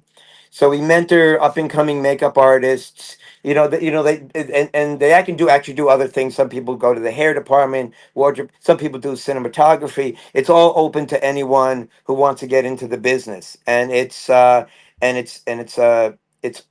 publicly funded. It's privately funded, and they give people chances that may not normally get chances to be in the industry. So I have two mentees, and I put on that old Eddie Murphy, Delirious. Now, remember, he uses a term for homosexuals that were also known as a cigarette or a bundle of twigs. That was like the most famous stand-up. It's one reason why, honestly, I don't watch his movies because he really pissed me off because I had friends dying all around me back then. And I remember friends of mine in the Sisters of Perpetual, whatever, they would protest outside his concerts with a can that would say, help cure Eddie Murphy disease. And he apologized some years ago, but it was like a back page article news where he said, oh, I had a big head. I thought I was, but I never heard that he contributed to any charities or anything. So I kind of held this grudge against him. Even though people say, well, it was back then, I can't help it because my best friend, I spent the last month of seeing him every day in the hospital dying. And that Eddie Murphy thing, it just kind of scarred me a little bit. So despite what everyone else may feel, I can't help it. I can't really, forget it. So that's my deal. Yeah, that is upsetting. Yeah, not that I'm justifying it. Right. It's the terminology that was used at the time. And All in the Family did it all the time. Yeah, and But it was so different. when I played it, I could tell it was sinking like a lead balloon. So I was Yeah. like, okay, let me turn this right off, because years ago, I mean, that was to me one of the Oh funniest yeah, stand-ups we I've ever watched. seen. Yeah, I Yeah. remember. And I'm sorry, and it's nothing personal. I just thought it was very funny. Not Yeah, that I can understand that. Yeah. he was just funny to me. He was just a funny guy, and so I could just say, as you say, how people have changed over the years. And yeah, I was like, okay, this is not happening. So I turned it off like immediately and put on, I don't know, Mystery Science Theater or something like that, just to kind of bring it all up or back. Something else. One of my mentees is a fan of Adventure Time, so I threw a Adventure Time DVD on. You know, just Well, just Hey, to make nice. everybody. hey, Anthony. Hey, Neal, Chobot. Todd, Craig, nice meeting you. Cousin Hey, guys. AJ, how you doing? Doing good, brother. Hey. How are you? Very good. I feel a whole lot better. After seeing Superman? After seeing Superman after what happened this week, it's been a crazy week for me. And I completed my first week of training. All Well, right. hell Uh-oh. yeah! You saw Getting that on up in the Instagram. iron? Yeah. You Hell saw that yeah. on Instagram, Neal, with me, with the crew and the program? Oh yeah, it's good stuff. You Yeah. still on the Wendy's diet? Yeah, so I'm good and everything. I want to see Fantastic Four. Oh, all right. Well, speaking of Pedro Pascal, Yeah. Yeah. Can't wait to go see that. And I can't wait to see my combat worker tomorrow. And I'd like to thank everybody from the internet community for sending me condolences. yeah. Let's do. I don't know if everyone here knows what happened. Anthony, you said it on my wrestling show the other night. Thank you. I like to thank you all for doing this for me. Really appreciate it. I saw John Berthold today. You saw who? John You- Berthold, the Punisher. I saw him today. Oh, In nice. person? Yeah, Oh, Because they're shooting like the Punisher 1 special. he's gonna be in the Odyssey, which I'm excited about. Yeah. John Berthold That comes out next year. The new I Chris almost met Nolan, John Chris Berthold Nolan's today. doing the Odyssey. I'm pumped for it. I'm pumped for the Odyssey. I'm pumped for Toxic Avenger on my 42nd birthday. Hey. Yeah, those are two of the greatest stories ever told: the Odyssey and Toxic Avenger. I can't wait. And I was so bummed that I didn't meet John Berthold today. You gotta try harder. Yeah, but At least I'm where are they? Are friends they with shooting in Brown. Jersey? Where are they shooting? They're shooting it in Queens. They're shooting in the city, the Punisher 1 special. Okay. I was Yeah. so that's bummed a that I had to great go to show. pro. You can say whatever you want about all the Marvel stuff, but the old Netflix shows were great, like Punisher, Netflix. Daredevil, Luke Cage. Luke Cage. But yeah. Jessica Jones is coming back. Jessica Yeah, Jones Jessica is coming. Jones. I met Kristen Ritter. Where? Book signing. I'm reading her book. Oh, cool. Yeah. We and Jessica Jones, Kristen Ritter. She just. I don't want to tell, and then it confirmed that she's coming back at Daredevil. Uh-oh. Spoilers. She's coming back. The She's coming MCU back. is coming I after couldn't you. talk about it. Then I can talk about it now. A return to the MCU. Your NDA's up? Exactly. NBA. I couldn't talk to Jessica Jones or Kristen Ritter about the. But I told her about Dexter. Hell yeah. Dexter's a good Can't wait. show. Can't wait. I'm New watching Dexter's coming soon. the two episodes about Dexter. It's good. Oh yeah. I got me the popcorn Never bucket seen and Dexter. I've read the books. yeah, $85 for a popcorn bucket. Yeah, Oh, the yeah. Wow. Galactus one. I thought it was like $90. 90, 100. Wow. And let me Wow. tell you, I'm a moviegoer. I can't wait to go see Naked Gun and Freaky Friday. The Naked Gun bucket is a nice beaver, but Yeah. I it's saw that. cannibal, That's so for it's not- Regal. That's It's not for naughty. Regal. Anything naughty, Fran? Regal, I had to spend $85 last week. Damn. I'm not sure For- what Cinemark is doing for those, but I know I've been seeing posts of We need a Regal. without your head bucket. Mhm. So, We need the so Anthony each Chobot, and I'm up to 2014 in my memoirs. Hell yeah. You know so what? Netflix needs to sign me to movie deal. I agree. Netflix, if you're listening, sign our boy Anthony. Yeah, and thank you all for Green, I'm gonna give Brianna's mother Courtney some time. I'm gonna give her flowers as soon as she calms down. All right, sounds good, Anthony. All We'll right, see thank you you. soon. Good night. Good night, Oh, good Anthony. night. Take it easy. Well, Yeah, they're shooting a lot of things. Well, I was gonna say for Craig, sometime when you get a chance, because Mike Caravella is currently taking it across the country. Next, it's going to be in Iowa and Florida, and this Saturday in Long Beach. But speaking of what you do and just the practical of effects on people, I'm hoping you do get a chance to see the one that I'm in, Astral Plane Drifter, because they do. I can't mention what kinds of creatures. Hold on, I got to get my glasses. Hold on. Oh, well, I was going to say, everybody go to the website and buy a website, buy a t-shirt. It's because everything's like this big on my phone, because my phone is horizontal, so it. Oh yeah. I'll be honest. I've been doing some live stuff. Oh, that's kind of cool. On the Astral phone. Plane Drifter. Yeah, you can go to the layout of Plane is very bad. You can go to astralplanedrifter.com. Okay. And there's a trailer and merchandise and all the screening listings. It's already won 4 Best Feature Awards, Best Director Award, and some other award. I have 2 very small roles in it, but I'm just giddy and proud. And since you do effects on people like that, there are some effects on people in this that I would really like your opinion of, or, So yeah. There's my plug. Okay. Well, and since you're taking requests, next time you shave Shane Gillis, because I know he's going to be back on. I never shaved. Oh, I thought you said you did. No, that was Zach Galifianakis. Oh, you did Zach. Department head shaved him. Okay. I thought you said. I thought you said no. Yeah, I got the shave and everything. And I was like, damn it! I was like, okay, next time he comes in and you talk to this guy, be like, hey. There's this really weird one-legged guy, and he's got a message for you. But it's a good message, I promise. I love the guy. Well, you know, hilarious. A lot of people ask me, like, how can they get to the show? Well, I know that and I think in a couple of weeks, the lottery is going to open up to get tickets.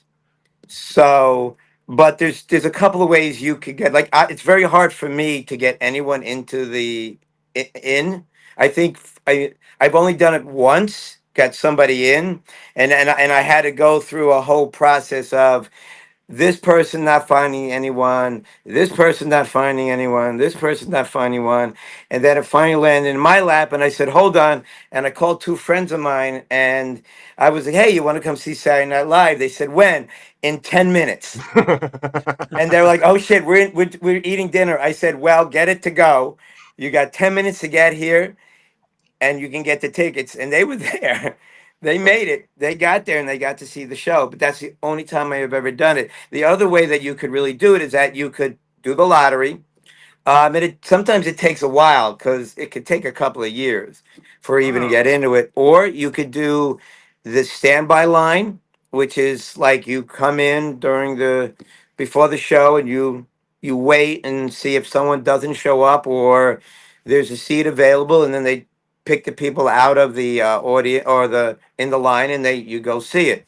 Or you just wait. You hope that something like that happens, because sometimes when there's like a big musical guest, let's say like Beyonce's on the show, they'll have a line out the door waiting to try to either hopefully get in to see them, or there's like a really famous host, they'll do that.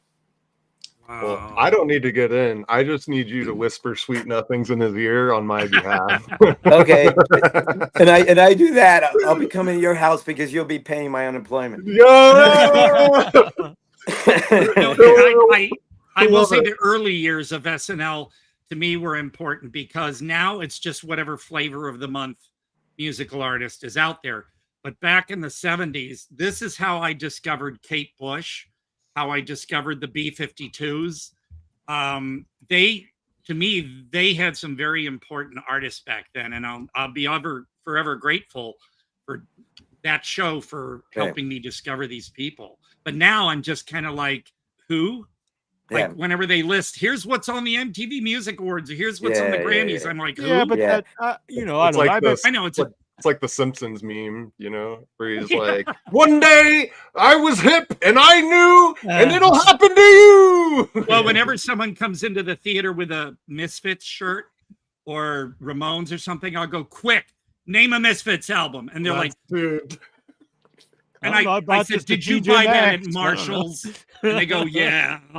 That's a meme. They don't even, or when little tiny kids have Dead Kennedy shirts on or something, it's like, no. It no is way. weird though. I bought some cool shirts at TJ Maxx and Marshalls. They have like used to be like endless AC/DC and Kiss, but now I see some weird stuff. I'm like, I'm very surprised that this is at TJ Maxx or Marshalls. It's all Def Leppard and AC/DC right now. No, it's a lot of weird stuff now with Misfits, but no, from what I see coming in. Oh, okay. I have it upstairs. I bought a Hammer horror movie T-shirt. It's wow, movie. Yeah, TJ Maxx, and I'll wear, and people think I'm cool, and they don't know I bought it at TJ Maxx for $7.99. I never knew TJ Maxx would even have such a thing. That's what I'm saying. Yeah, you get some weird stuff. They do. And for the AC/DC ones, I always say, "Are you really an AC/DC fan?"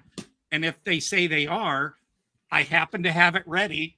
I have a CD. I mean, I bought bands. I grew up, because I from the 80s and the 90s. I like a lot of 90s stuff. So I've got like Smashing Pumpkin shirts or stuff that I've got there. So. Well, I always have a CD ready called "When Pigs Fly: Songs You Never Thought You'd Hear." Leslie Gore, remember her? She covers "Dirty Deeds Done Dirt Cheap" on it. And you've got Jackie Chan singing "Unforgettable," Don Ho singing "Shock the Monkey," Devo doing Neil Young's "Ohio." So there's a wrestler in WWE, Dirty Dom, and anytime on my wrestling show he comes up, I grab my ukulele and I go, "Dirty Dom, done dirt cheap." Well, you got to hear. Oh my God, I just drew a blank. Doing "Gangster's Paradise." Oh God. The Weird Al Yankovic version? No. He's a lounge singer. I can see Richard Cheese. Richard Cheese. Yeah. No. Oh my God, I'm gonna remember it. Wait. Mike Flowers Pops? No. He's like a lot. He's like, imagine. He's like, yeah. Wayne Newton. Not Wayne Newton. Maybe Wayne Newton. No. Well, I know who you're about to mention, but I can't name it. I just had his name in my head because of what you were talking about, how these odd people, like people you wouldn't be known singing, doing it. But I think it's Wayne Newton. I think. Well, I loved him in The Dark Backward. Adam Rifkin. I love that movie. I actually have it on VHS. I bought it once. No, I know who you're thinking of. It was like in the $2 bin. I was like, holy shit, The Dark Backwards. I thought I've got definitely have the DVD, but I also blow people's minds with I have I thought you were going to end there right after I was like, that's too much information here on the show. Sinead O'Connor and Willie Nelson. I could tell by the color of the hanky in your pocket already. Yeah. Actually, I've got a blue one over here. No. Yeah. Oh my I'm God. sorry. No. I'll remember it in time. The other one that I think is fun for people is Dolly Parton with Culture Club doing a song called "Your Kisses Are Charity." It's so wild hearing her and Boy George sing together. But I have all kinds of stuff like that. But yeah, That's Dirty kind of Deeds. cool though. It is, and I made a point of collecting unusual duets, and I've got like Debbie Harry did a duet with some gay duo called Man to Man back in the 80s called "I'll Try Anything Once," and so just to hear Debbie Harry sing, and but on that CD as well, you have the Box Tops singing "White Wedding." And Herman's Hermits, girls. Oh, Billy Preston doing "Girls on Film" from Duran Duran. Oh, nice. So "When Pigs Fly," songs you never thought you'd hear, or something. Well, hands down, William Shatner doing "Rocket Man." Sorry. Or Pulp's "Common People." I love his rendition of that. My favorite turn down from doing the show. That came up earlier about the worst they can say is no. But I tried the email somewhere. I emailed Shatner once in the middle of the night to come on the show, and I immediately got a reply.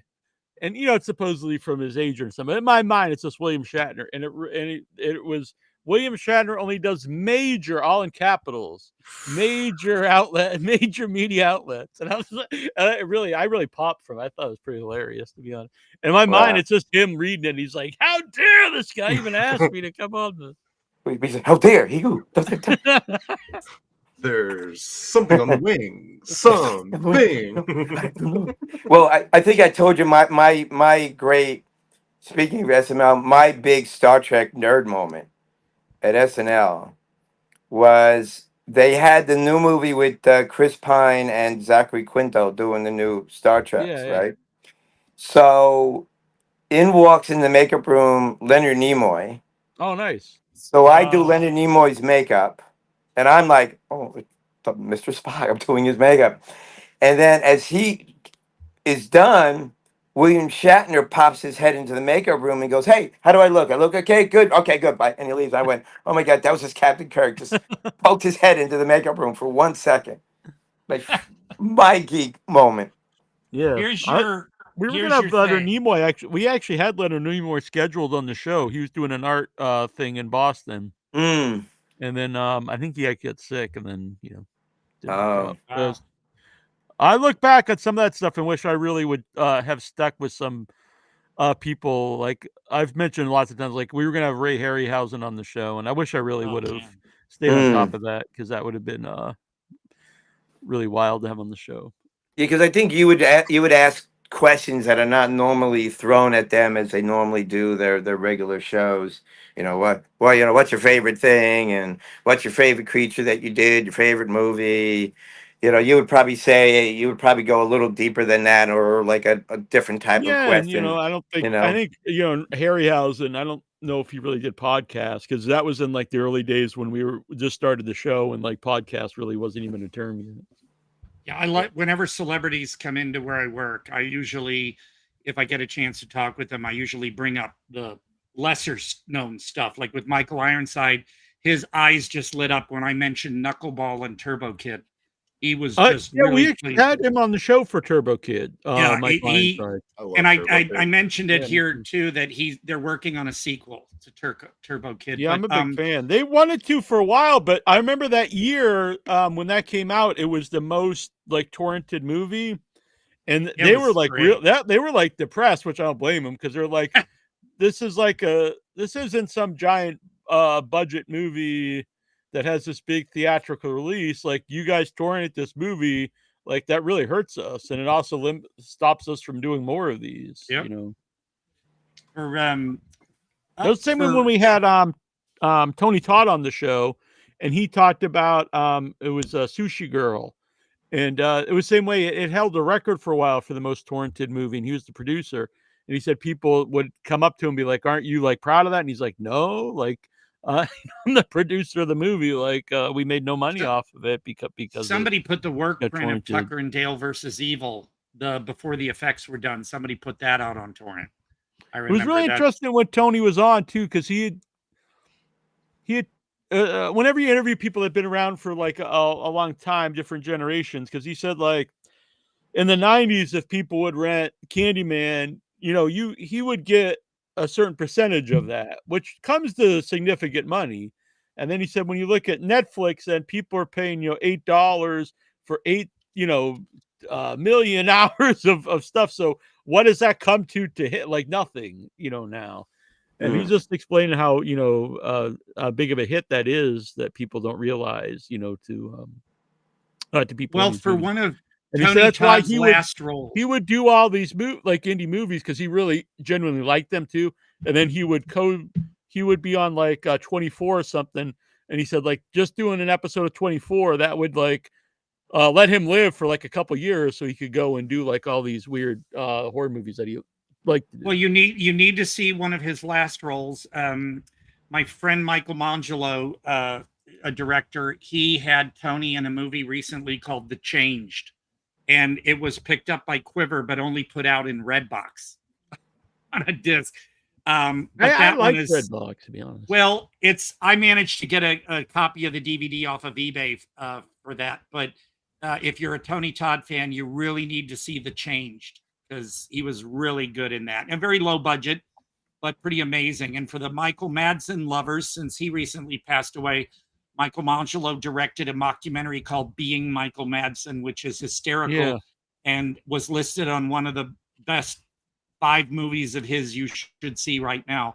But yeah, so are... oddly enough, because I filmed a part in a friend of mine movie a few weeks ago, Beyond Terror, and Michael Madsen's also in that. So I don't know. It might be his last performance. I'm not sure. He also narrated Dylan Greenberg's Spirit Riser, which I was surprised. But I'm not I didn't know until I watched what it. does that have to do with me?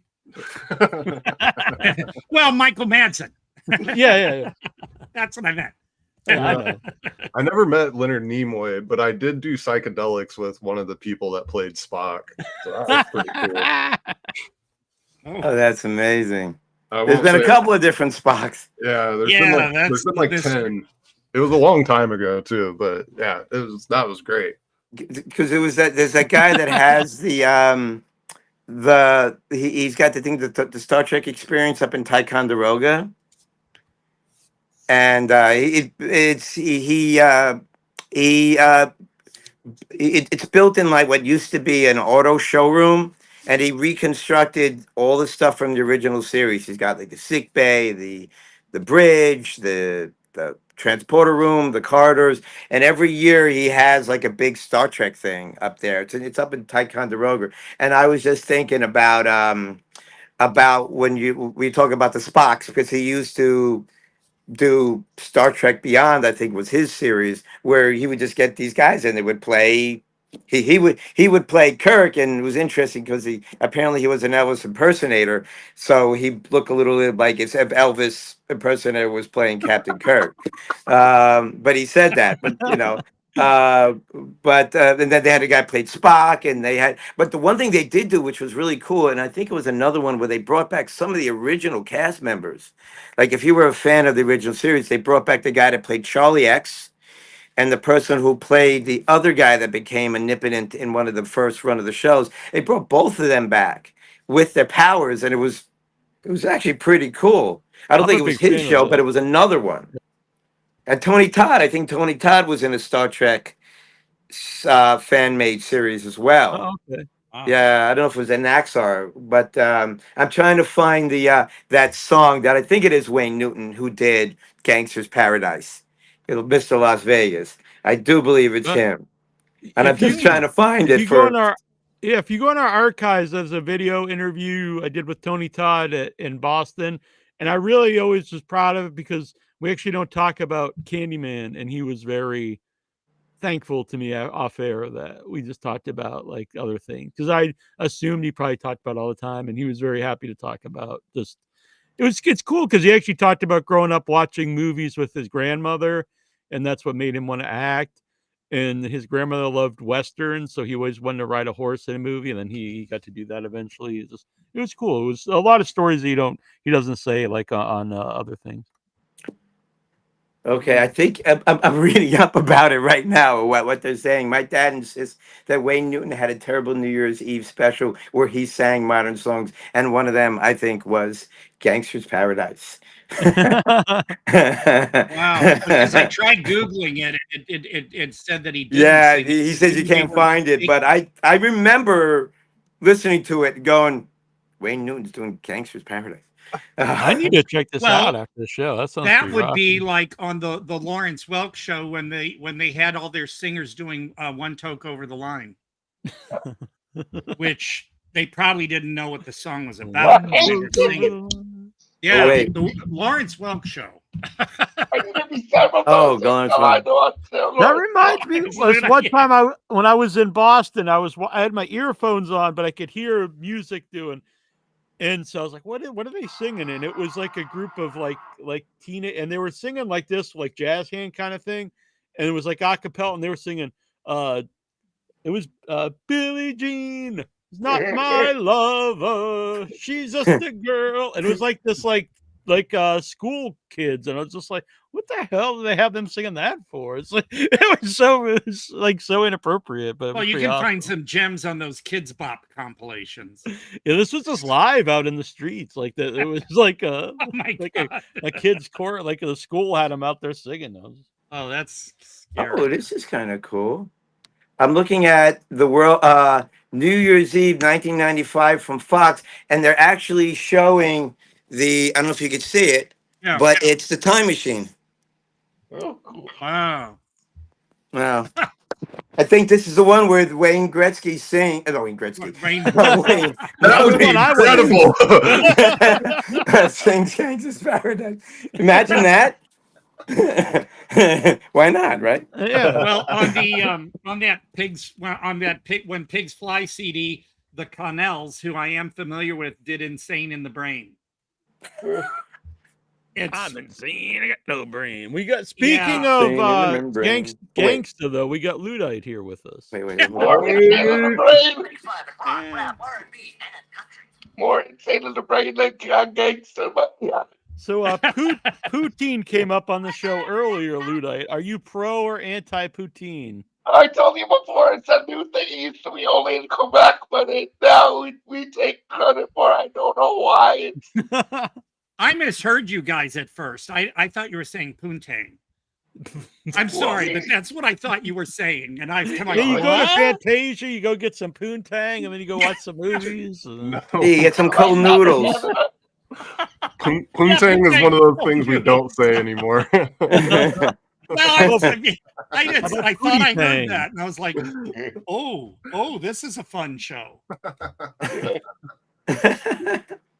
I'm in.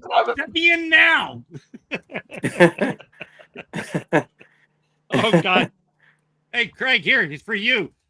Since I'm guessing we're kind of near the same age, do you remember Chalk's vitamins? Chalk's vitamins? Hold on. Wait. I just flipped the phone. Oh, there you go. Maybe. Chalk's vitamins, man. That looks like an I ad got- from the Great Depression. Man, these chalks are scrumptious. I got the record of it. But I thought, maybe there's something because speaking of psychedelic and Peter Max, look at those, those drawings are very much Sarah Sherman. Oh my God. Yeah, she would probably. It's something she probably. Put up know on her what? wall. Yeah. Tell Sarah Sherman she needs to get a hold of the Chalk song and she could perform it. The group listed as the minimum daily requirements. Well, you can write her a letter. You can? Yeah, you can write a letter to. You just address it to her at the studio, and if she opens it up, I don't know. I can't say I anything. didn't know people could still do that. I thought everybody only did emails. Send a self-addressed stamped envelope. And a box top. Yeah. Yeah. I right? found a few years ago, it was probably more than a few years ago, but I found like a bag I had, and it was full of proof of purchases from, I don't know what, some kind of action figures. But I remember I used to always keep them because man. you could send away for like, the refrigerator Perry, G.I. Joe, and all these different things. I don't know. I don't think they do that kind of stuff anymore. I don't know. Well, another thing is people wouldn't want to cut that out of the package because everyone just keeps stuff in the package. Well, like you used to cut those records off the back of alphabets and honeycombs. But for box tops and $1 or something, you got 2 of these from Fruity and Cocoa Pebbles. It's Bedrock.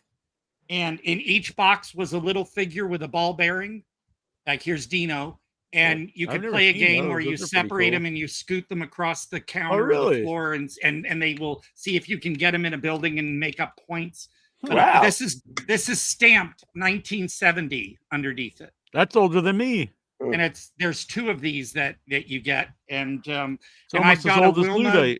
Wilma, Barney, and Fred. A little bit older than me. Well, when I was a kid, man, they had the coolest prizes and the coolest offers. I did notice that at the store. I saw that Lucky Charms has like a retro box with for Fantastic Four, and you can get decoder rings, which I thought was kind of fun because it's like going back to old Target school. brought back Quisp for a while, and you could get bobbleheads and stuff. I don't think I can find it anymore, but Ron Hacks, who did our original theme song, he did a song called "Call Me Quisp," Oh, and it's supposedly about me, but I've never really understood why it's about me. But well, there used to be Quisp and Quake. yeah, I know and the cereal. Yeah, they had a competition. They were going to get rid of one of the cereals, so you had to vote. You cut out a thing postcard off the back of the box, and you voted for Quisp or Quake, and one of them would go, and Quisp won to stay. So damn, I I'd feel know. bad if I was the other cereal. Oh, I mean, Quake was some yeah, he macho was like the big muscular guy. He was a big macho Right. shithead construction worker type. Right. I just remember because I ate that cereal so me. much that I think I think my dentist put on a pool house, considering how much work they did on my mouth because I ate those Like cereals. all of those brand Quaker cereals, especially Captain Crunch, they cut up the roof of your mouth. Oh yes, yes, yes, Yeah. yes.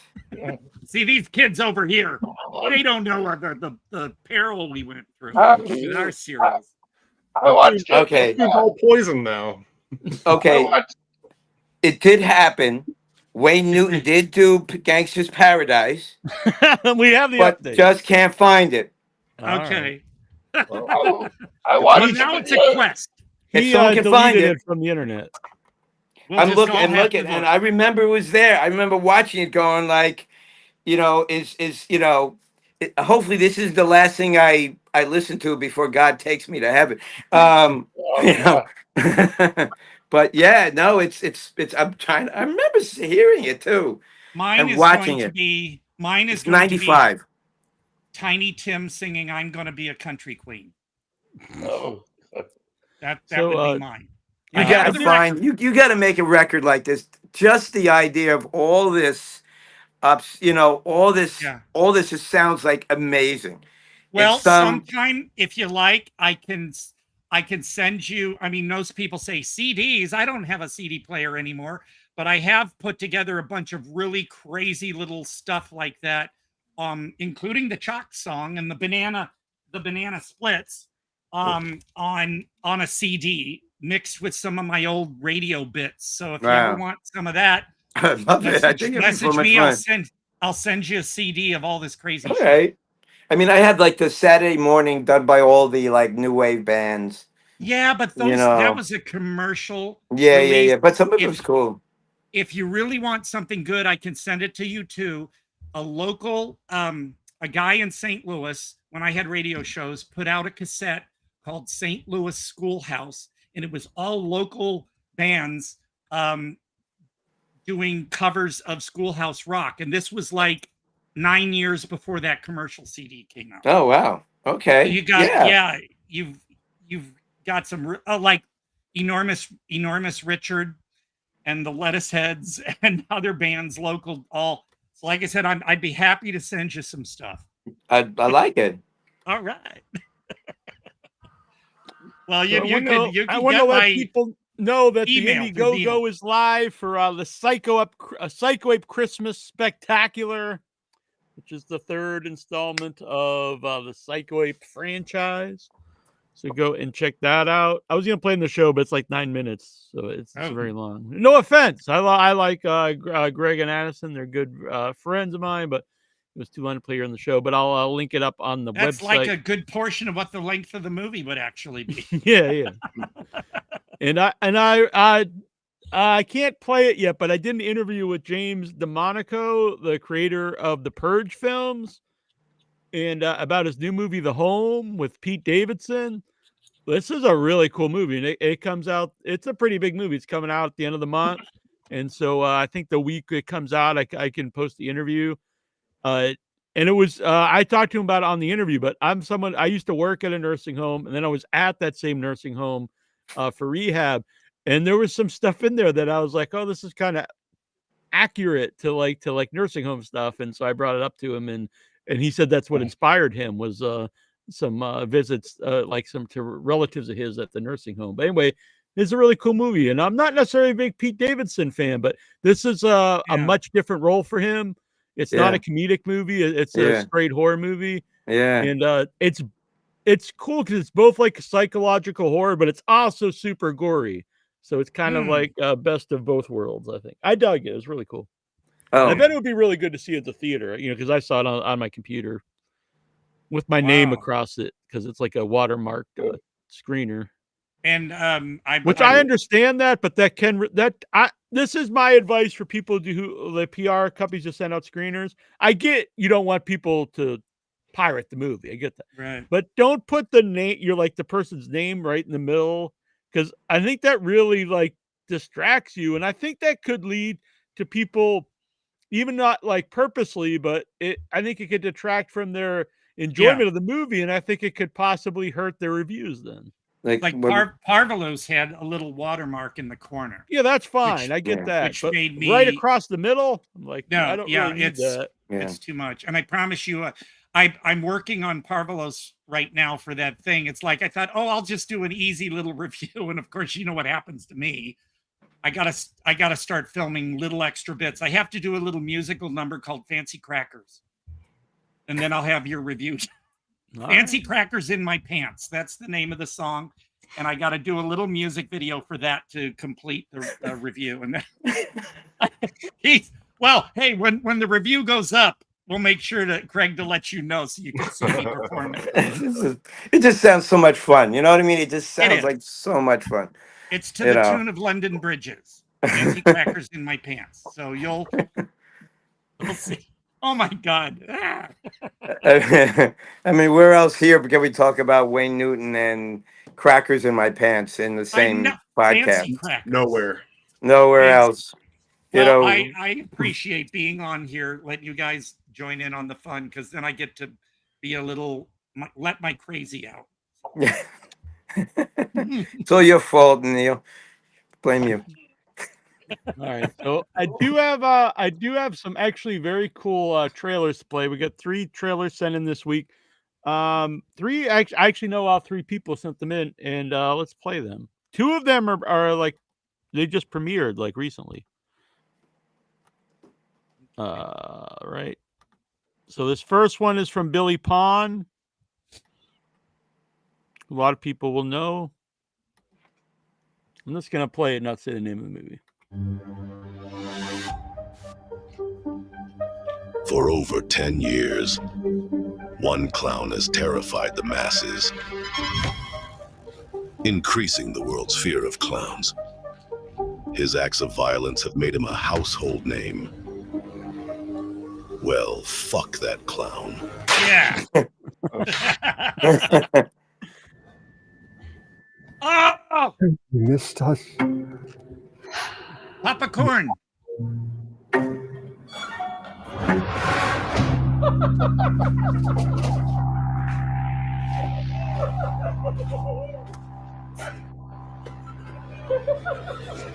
The clowns are back! Circus of the Dead! Popcorn, noodle dome, popcorn, Mr. Blister, Jumbo! Oh, yay! Something's happening here. So yeah, that's some of my Circus of the Dead too. So we'll have Billy Pond on the show here through the Dread Central. Bill Oberst Jr. I'm a big fan of. It's a great trailer. And I thought that trailer was good. great. That's great. That's fun. Yeah. I loved it. All right. Another one has a oddly enough is also I think about clowns, but here we go. I'll explain after though. This has a big backstory about it finally coming out. Tommy, this is really good. I definitely think your writing is getting much stronger. And I love how the hero killer now has a nose like a trophy. I spent a lot of time plotting out all the little details. I've been feeling more inspired. The therapy is helping, Doc. As long as there have been clowns in this world, there have been people who hate them. A monster in makeup at best. And it's okay to kill monsters. Are you feeling a little bit more mad lately, Tommy? Tommy has coulrophobia. The fear and hatred of clowns. Lots of people have it. I just have a really bad case of it. I don't want to just kill a clown or two. I'm going to kill every single one of them. I'm saying he's a serial killer. And I have proof. It gets worse. His face is melted off. How could it get any worse? My father, he was a clown. His name was Giggles. They called him the Clown King. You know who I am. I know what you are. A monster shaped like a man. Laugh, clown. Laugh, clown. Come on, man. You don't have to do this. Not so funny now, are you?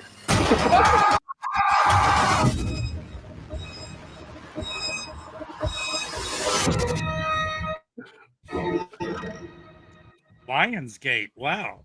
Dude, that motherfucker hates clowns. Yeah, that yeah. is not so funny now, huh? If you didn't hate them after Shakes the Clown, this one would. No, I was thinking the same thing. Shakes the Clown. So that's for my friend Jason Booteran's been on the show several times, and if anyone who knows him, he looks just like Michael J. Epstein, especially when he had the mohawk. But so 6 years ago he made that movie, and then from what I understand, it was like kind of like he signed a deal with a distribution company, and they never released it, but they also wouldn't give him the rights back to the movie. And for years he just thought that it was just no one would ever see it or anything. So he finally got the rights back, and it's getting a release from who was it? It was a pretty big company putting out. So good for him. He just announced that today, I believe. That's good. That's great.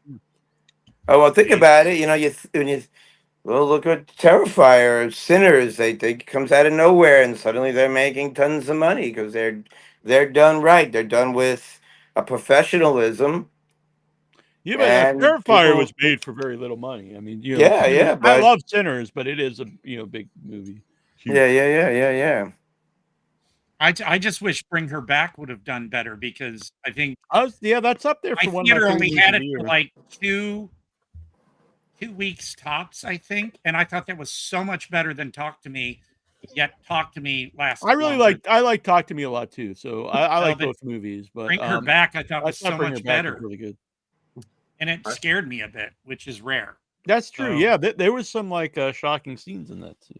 Yeah, I can't get over some of the imagery. So we'll have Jason will be back on the show sometime closer to the release, so probably at the end of August. Wow, that's a good deal. I think AJ would like Jason too. He's a good guy. I also do not like clowns, but and the clown killer is Vernon Wells from. Did you see Road Wrinkles Warrior. the Clown?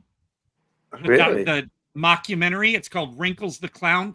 Halfway through it, your mind is just blown. No, it pulls a thing on you. So AJ, you're not a clown fan? Okay, so there's like different kinds of clowns, and I like some kinds of clowns. Like there's like clowning. I like that. That's like an art form. But then there's like just some people that use it to kind of like do weird shit. And Well, the Jerry Lewis one's going to be finally released. Yeah. Day the Clown Cried. Really? Yeah, Wow. I saw an article on that they were going to screen it somewhere, that they got the whole thing restored, and because people have been talking about that one for how many years? Yeah. Sounds terrifying. But I do recommend, for if you can handle it, see Wrinkles the Clown. That one. I feel like I have seen that. It's a doc. It's a documentary. But about halfway through, they kind of Like pull the What's the rug out Future from Smash? under you, and you're kind of like, wait, what? I haven't seen that. Yeah, it's pretty cool. It's from Magnet Releasing. So, and they do some pretty interesting movies. I think people that connect with not liking clowns will probably enjoy Mr. Giggles. I don't know if you heard me, but Vernon Wells is the clown killer in the movie. Oh, sick. Really? That's wow. Yeah. Wow. So we've had him on a few times, and he brought something up. I Wasn't he was Lord guilty Zed? of myself. So Vernon Wells, he's if you know Road Warrior, I always assumed it's his gay lover that's riding the bike with him and gets his head cut off with the boomerang. And he's like, people always get that wrong. That's supposed to be my son. Oh yeah, Hey, like thanks, that's obvious. Vernon, but I don't know, buddy. But all right. making the guy look slightly androgynous, and that sitting on the back. I wouldn't have gotten that. That's his son. Yeah, because I know they tried to correct that in Weird Science when they had him show up. Oh, with really? an I actual, didn't know that. He appears as the same character in Weird Science, but with a hot chick on the back of his motorcycle. Vernon's a very cool obvious dude. hot chick. Yeah. And he's a good guy because he has like a big ranch out in LA somewhere around LA, and he takes in what it is. It's people get wolves as pups and they think it's cool. I've got a wolf, and then they realize they can't have it, and so he has like a rescue ranch for wolves.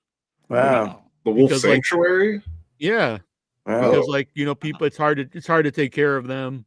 He was because, in the Power Rangers. Was he Zed or was he Lord Zed? He's in he's in a lot of stuff. Maybe I might be able to get him back on for when the movie comes out. Wait, he's a really cool guy. Is that real? In the Power Rangers, like the '90s Power Rangers? Yeah, he was in the Power Rangers. He was one of the villains in Power Rangers. I can't remember which one he played. I don't know if he was some version, but I remember he was in the Power Rangers. Yeah, I think he sang along with Wayne Newton. Now I'd buy that for $1. The duet. They sang "Islands in the Stream" together. Oh my God! You don't bring me flowers anymore. The Time of My Life from Oh my God! Yeah, Now I'm all going to the go great on a duets. quest to find all of the weird duets I have, all of them. Oh my God! There's some videos. There's videos out there. I actually have them hidden at the moment, but I used to do a duet karaoke at conventions with my buddy Ed Gonzalez, and so we called each. I wanted to call our duet the Gummy Bears, but we were named the Sex Panthers. So and we actually sang the song from we sang "Islands in the Stream" and we sang "Time of My Life" from Dirty Dancing, and I was very intoxicated back in those days. So I have those videos hidden, but if people would like to see them, I can show them to you. Well, on my old radio shows, anytime a local band or a regional band like the Jehovah's Waitresses or something would come on my show, I always got them to sing the theme from Small Wonder. Yeah, I mean, if you remember that show with the girl robot. Look, my life's a lot better since I stopped drinking and doing other things. But one thing karaoke is no fun sober. I can't do it. I can't sing in front of anybody. I just can't. It's fun to watch. I'll watch drunk people sing, but it's no longer fun to go up there and sing badly. I only do Super Freak. That's Ooh, the extended version. I do the solo, the sax solo into the mic. Oh, they hate that. That shuts the bar down every time. Well, I can't get Little Miss Sunshine out of my head now because of that girl performing it. It's funny too because my mom, who was scared of R-rated movies for the longest time, she called me and said, I bought Little Miss Sunshine. It's the best movie ever. And I thought, oh my God, what happened to my mom? Because she thought that was adorable. God, the super freak. Anybody out there interested? If you propose at the movie Together that's coming out, the new horror movie Together, Neon may pay for your wedding. I saw this online today. They may pay for it. Yeah, they may. So I don't really like the may parts. Like all these people are going to start proposing and all these people are going to get married. They've opened a can of worms with that. Yeah, it's like, well, shit, I didn't get anything out of this.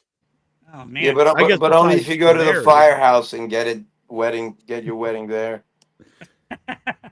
Plus, then I think what they'll do is that you got to prove that you actually then got married, and Well, then they'll will pay for do the whole reimbursement. wedding. They'll actually, it'll be it's like a Las 'cause Vegas people- wedding, but I'm sure but they're just people- gonna pick one person, one Yeah. couple out of like however many people do. It's hundreds of people. 'Cause they could say they're going to get married and then. Well, no, I mean you got to propose, get that on video, and then they pick one of the people. They're gonna fly them out to Vegas and pay for the whole production. Okay. So it's a Vegas wedding. Yes, a Vegas wedding. Oh, you got to get it done by the Elvis, though. That's just it. If you're gonna get married in Vegas, it's got to be done by Elvis. I have no plans on getting married, so I'm out on that one. All right. And I'm I'll get sorry, to see the movie Ludite. for Do not get the ring out for Todd. No, nobody wants me. I'm sorry. I honestly think I'm too much for people. Well, we're going to be doing a game show in here. We could do a dating game for Todd. Win a date with Todd Jaeger. Oh my God! Now that would be fun to see. I gotta admit. That's yeah, the prize. Yeah, and I'd be sitting there eating cheese. I'd be sitting there eating cheesecake while I'm. Jaeger. That's what we could call it, a shot of Jaeger. Well, that was kind of almost what happened in that movie I did 25 years ago. So. Well, I guess the date's going well if you got a shot of Jaeger. Well, that's the porn thing you did, right? The shot of Jaeger, Yes, right? Yes. Well, that could have been the sequel, a shot of Jaeger after rural erections. So, oh, life is good. Thank you guys for making me forget about everything else. Yeah, of course.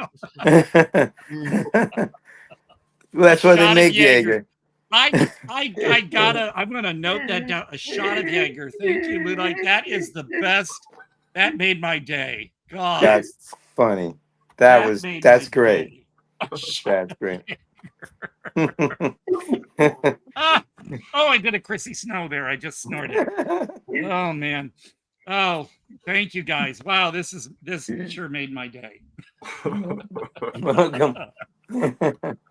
But yeah, Craig, I swear, get my email from Neal or something, Okay. and I'll gladly send you a bunch of just stuff. It sounds like it'd be definitely interesting because and by driving and listening to NPR news may not always be the highlight of my kids' trips. Well, well, I think what you'd really enjoy is I mixed it live on air.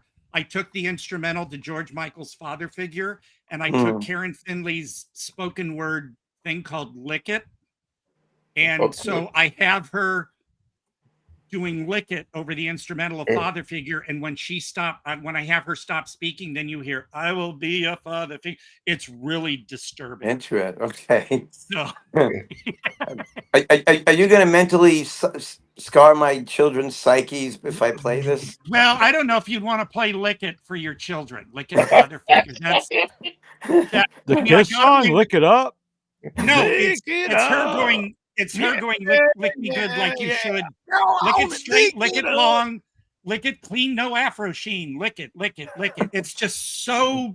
She was a weird performance artist, and I adore her. Well, so yeah, I think you'll love it, but not your kids. Well, They unless might love she, it, but they should not listen to it. I mean, unless she does a duo with Wayne Newton, I'm sorry. I'm gonna try to get Wayne Newton on the show now. I do that, and I have my sister singing along with what's George Michael in one song, and I have her singing along with Sheena Easton in another, and I have that on. I recorded it off my show, and I've got it on a CD of a bunch of weird stuff and those songs I mentioned with the Tiny Tim one and everything else. So yeah, I think it will warp your brain a little bit, but it would be an honor for me to know that I warped your mind a little bit, and then see what happens when you try to do prosthetics on people on Saturday Night Live. It might influence your work a little bit. I want to thank the fine folks who have given to the Puppet Fund to help pay for a lot of supplies to make puppets. And so we'll be launching a campaign for Arbor Day. Actually, now we're going to do it in the first of the year because we're going to film in the spring. So in the meantime, I'm making a lot of puppets for the movie. So I need foam, and I need contact cement, I need fur, and I need a lot of stuff. So thank you to Robert Turman, Olivia Toll, Alex Perez, Jason Lingle, Josh McNett, Vic Schiavone, a spicy meatball, and Todd Quality Jaeger. Hey. I wanted to give more, but I only had like No, it's $17 left on my PayPal card. Yeah, and for thanks, I made a you will get a virtual Arbor Day trading card as a thank you. I appreciate it. And it's not going in my pocket. I already bought a whole bunch of stuff with it. So I mean, have you ever played a company called Fake Fur or Fun Fur? yeah, Fun Fur. That's more like sewing stuff. But I actually know some place I can get pretty good deals on stuff. Well, if you I'm need a pretty something good realistic, frugal guy. I could spare some. So I need to buy like big bulk, not like 20 yards and stuff, but still. Well, mine grows daily, so I could spare some if you need it. You can shave it back, maybe. Yeah, there's a treasure trove there for you. I found a really cool. It's a family-owned place. What is it called? Like it's a weird name. Satisfaction. I forget. Sophisticated.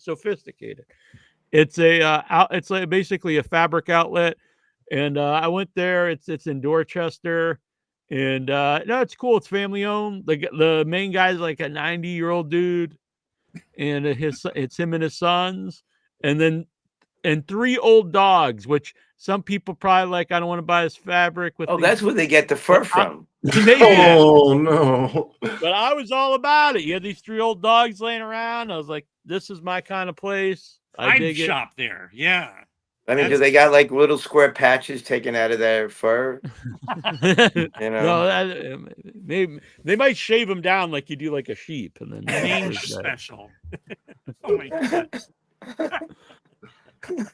God. Revival House. Yep, I've been listening Without Your Head since 2010. Well, thank you, Revival House. Thank you for checking it out. Wow. That's dedication. Hit the like button. Subscribe. We're press for the upcoming Fantasia Fest and Fright Fest. So a lot of interviews are coming. I think I was asked to do like 900 interviews yesterday. So take 880, but I was a lot of interviews. So but I enjoy doing them, so it's cool by me. Do you go to any of those other conventions, like the Terrific Con or the? Oh, like a convention? There is a difference. Yeah. So a convention is like a place where like you buy merch and like you meet the stars and stuff. A festival is like where they're showing movies and stuff. So there's yeah. I know, but I'm saying, do you go to like the conventions? Oh yeah, I don't as much. I used to do a lot of conventions. I used to host panels at, like, when Days of the Dead started, I was the official panel guy for the first few years. I just did a panel for the first time in like 10 years at Dead of Winter. That was pretty cool. Yeah. So I wouldn't mind doing those again. Once in Future Smash. What was the convention for that one? Mad Monster. Okay.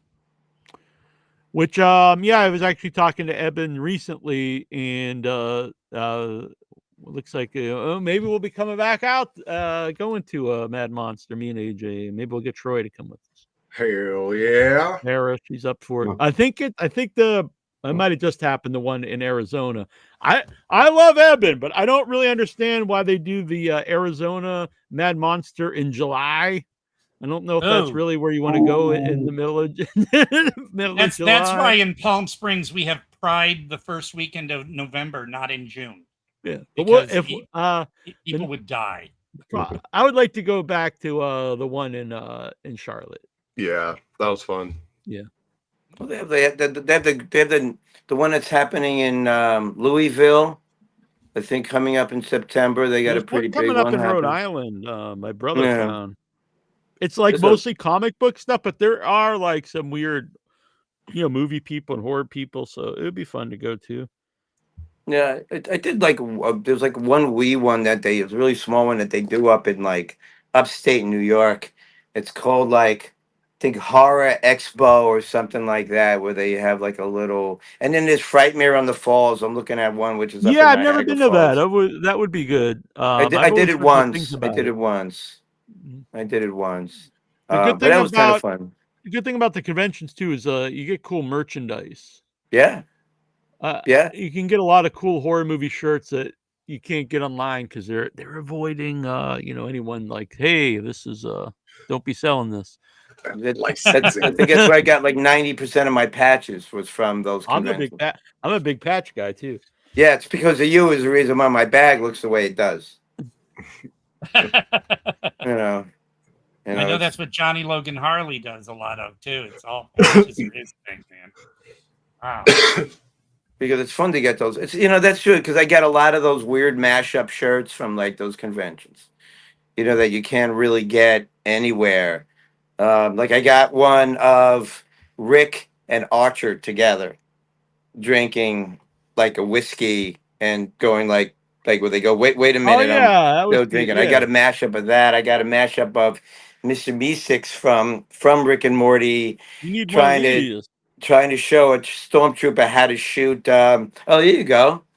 Yeah, how Fully to shoot. embroidered, I ain't afraid of no trees. Arbor Day patch. Jeez, I should have thought it. I should have thought you would say that.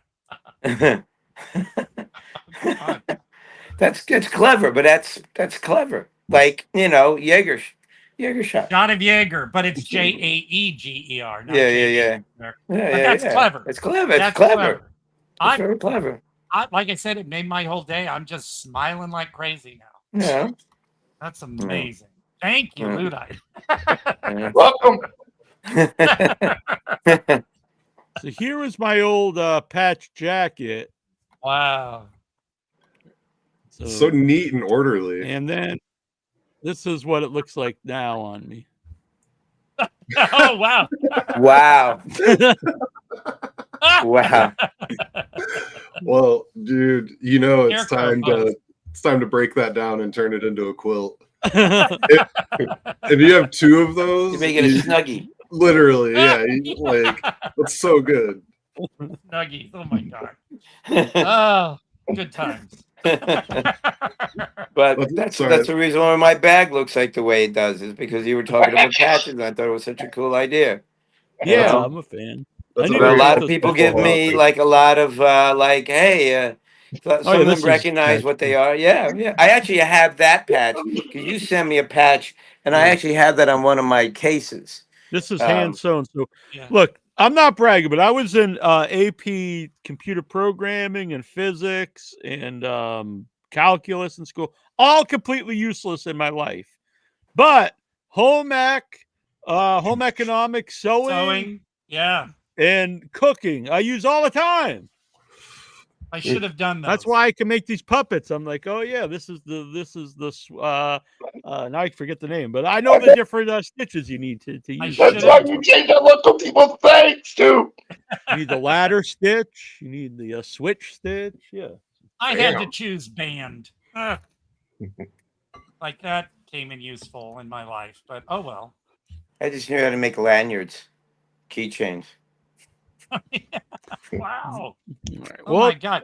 I don't make shit. Pot holders. You guys Make got movies. me. Oh, yeah. Yeah.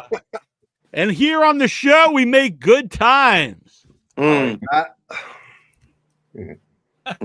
I don't mind. Oh, All right, I will plug in real quick before we go is that if anyone wants to hear more of my bullshit, this Sunday, Mutant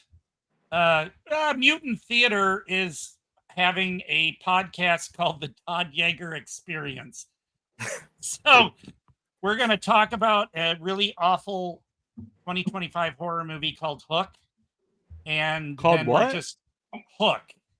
And yes, they do mention characters from Peter Pan, but it's a slasher. It's one of those movies. Yeah, and we're going to talk about that, and then we're going to talk about whatever. And since it's called the Todd Jaeger Experience, I guess they're expecting me to jaw on a bit. So it's going to be on YouTube. The link I've got on Facebook, but I think it's going to be posted by Mutant Theater, or just look up the Todd Jaeger Experience this Sunday, the 20th at 2 p.m. Eastern, 11 a.m. Pacific. Hook. Oh, yeah.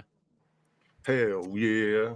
After little murdering shot of John Jaeger. Garlic and losing his hand to Peter Pan, Lily, the daughter of Peter and Wendy, now will face carnage from the drug-induced revenge.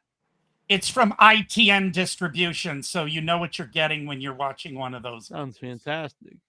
Yeah. I will say the Death of Snow White surprised me. I think that's one of my favorite horror movies of the year. The Ugly Stepsister kind of messed me up a little bit. Oh, that's a genuinely good movie too. Yeah. I still got to finish the Popeye one too. Oh, I have haven't not seen that. No, it's on Tubi.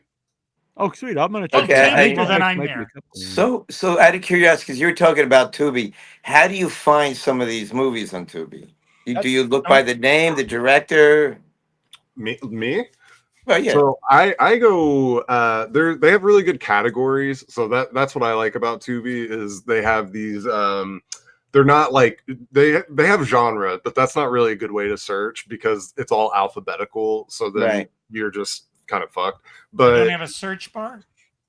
yeah, there is, but you gotta Then you'd have to you know gotta what know you're you gotta looking know what for. you're searching Yeah. for, and Oh, so the other categories that they have are really cool, and sometimes there will be like a giallo category or and then it has related things also. It doesn't just have those movies in there. There's also movies that are that other people have liked that are also like this movie, and so I go through the categories a lot, but you find a lot of stuff that way, and then also sometimes I just let it roll. So if I put on something a little camp, a little horror, it's gonna roll into something extremely similar after that, and then Well, we'll I was check it out. excited that the director of The Exorcism of God, which is an amazing film, he had a new movie on Tubi, and it was listed as a Tubi original.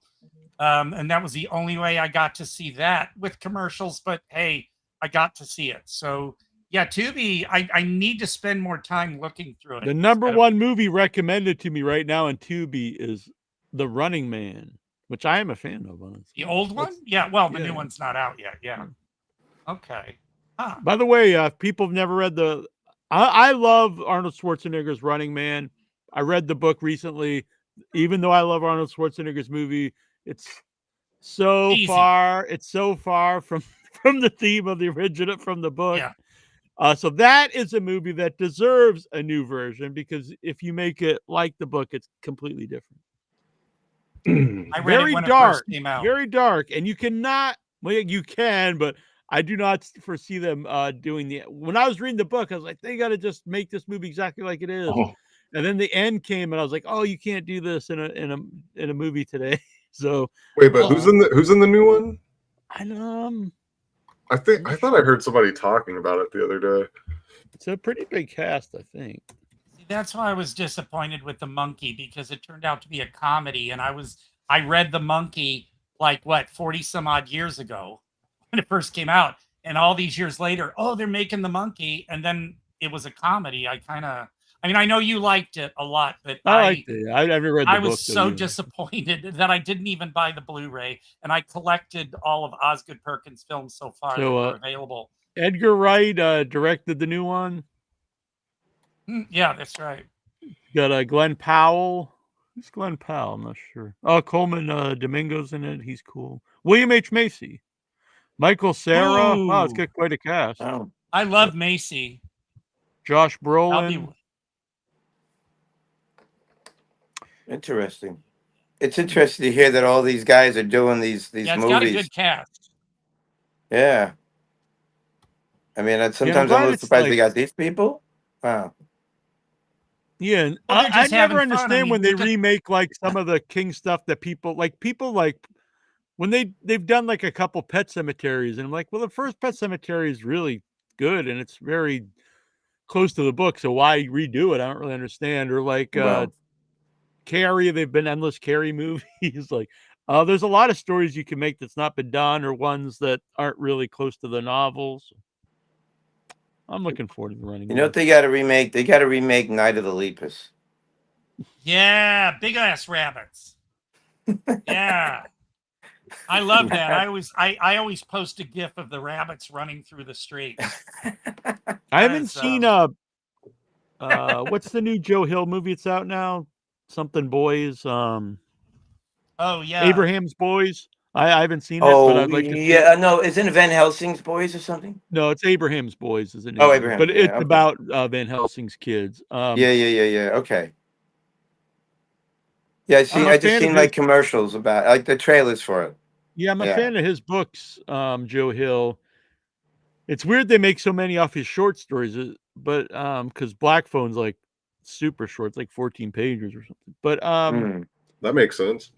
the one I may have mentioned this before, but I really think Heart Shaped Box would make a great movie, and I don't think it would be that hard to do. what about Tabitha King's Small World? I thought that would be kind of an interesting. I never read any of hers. Oh, because I didn't like the one with Lily Tomlin, The Incredible Shrinking Woman or something. I saw that when it first came out, and I thought it was dumb. But when Tabitha King put out Small World, I thought that was kind of an interesting spin on it. And before we go, coming to Apple TV, the Once and Future Smash. Let's go. Oh, okay. Wow, really? Let's go. That's great. I tell people my name's in it because I'm in the credits. So I tell people I'm in that movie. I'm sorry. Oh, that's fine. My name's an insult in that movie. I'm not AJ. Don't call me AJ. It's like, oh my god. Oh no, you could call me. You could call me RJJ. I never God, thought I about used to that. remember that. Oh, jeez. He used to do that on every variety show. Oh yeah. back then. What do you think when you watch it? Your name is not just your character, but it's your real name. So. Oh, it's tough. It's very tough. It's funny now, but like while filming it, I almost had a nervous breakdown while they're screaming my name at each other. But I'm they not didn't going to use- hit AJ but- with a brick. But AJ stands for something, so they're not actually saying your first name. Yeah, Well- but I've only ever used since I was 1 year AJ? old. I've only ever used AJ, and everybody thinks that they're cute, and they'll try and if they find out my government name, they try and call me that. Like we're oh look, I call you this. We're closer, and I'm like, No. don't call me that.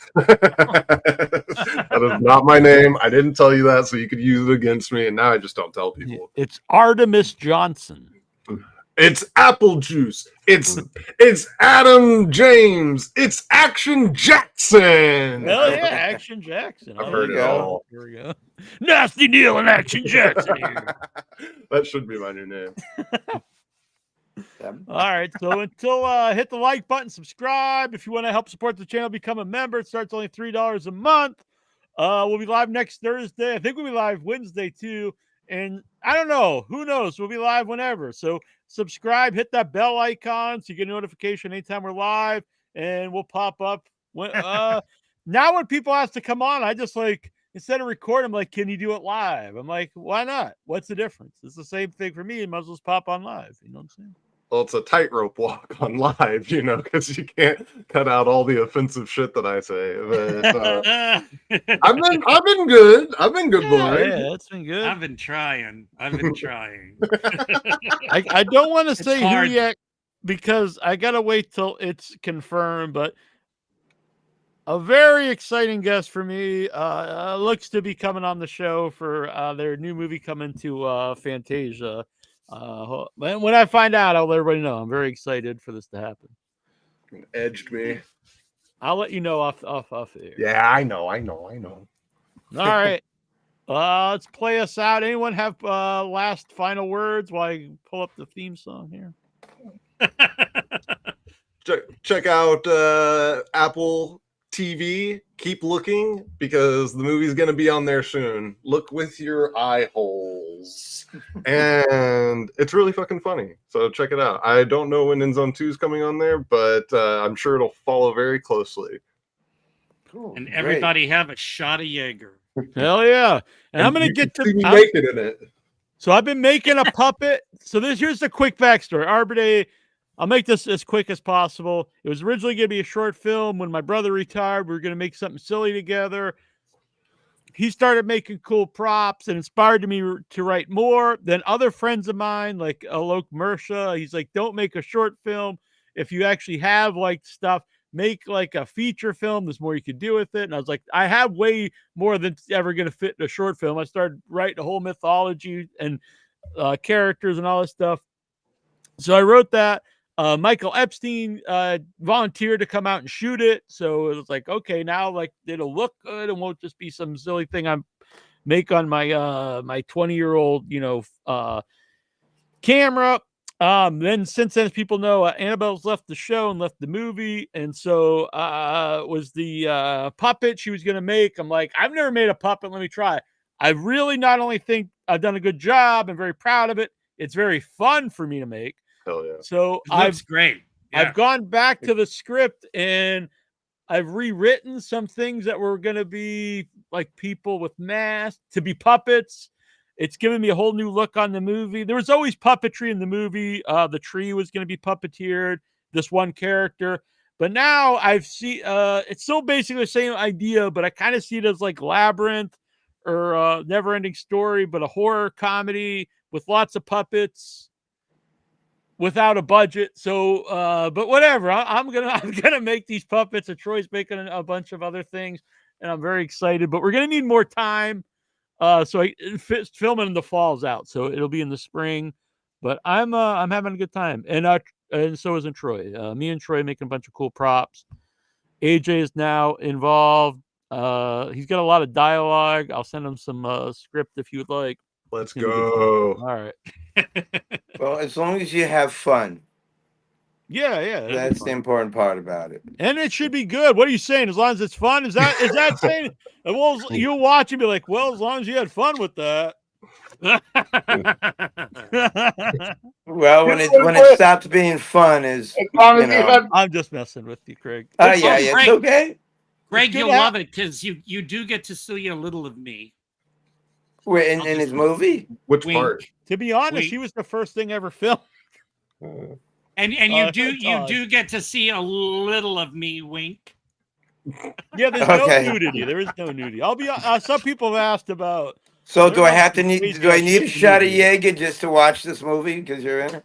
I'm filming it in my hometown, in the woods in my town. I can't have people running around naked and stuff like that. No, I'm not. I'll get run out of sandwich. I'm not naked, but it's the next best thing. Oh, that's a tagline.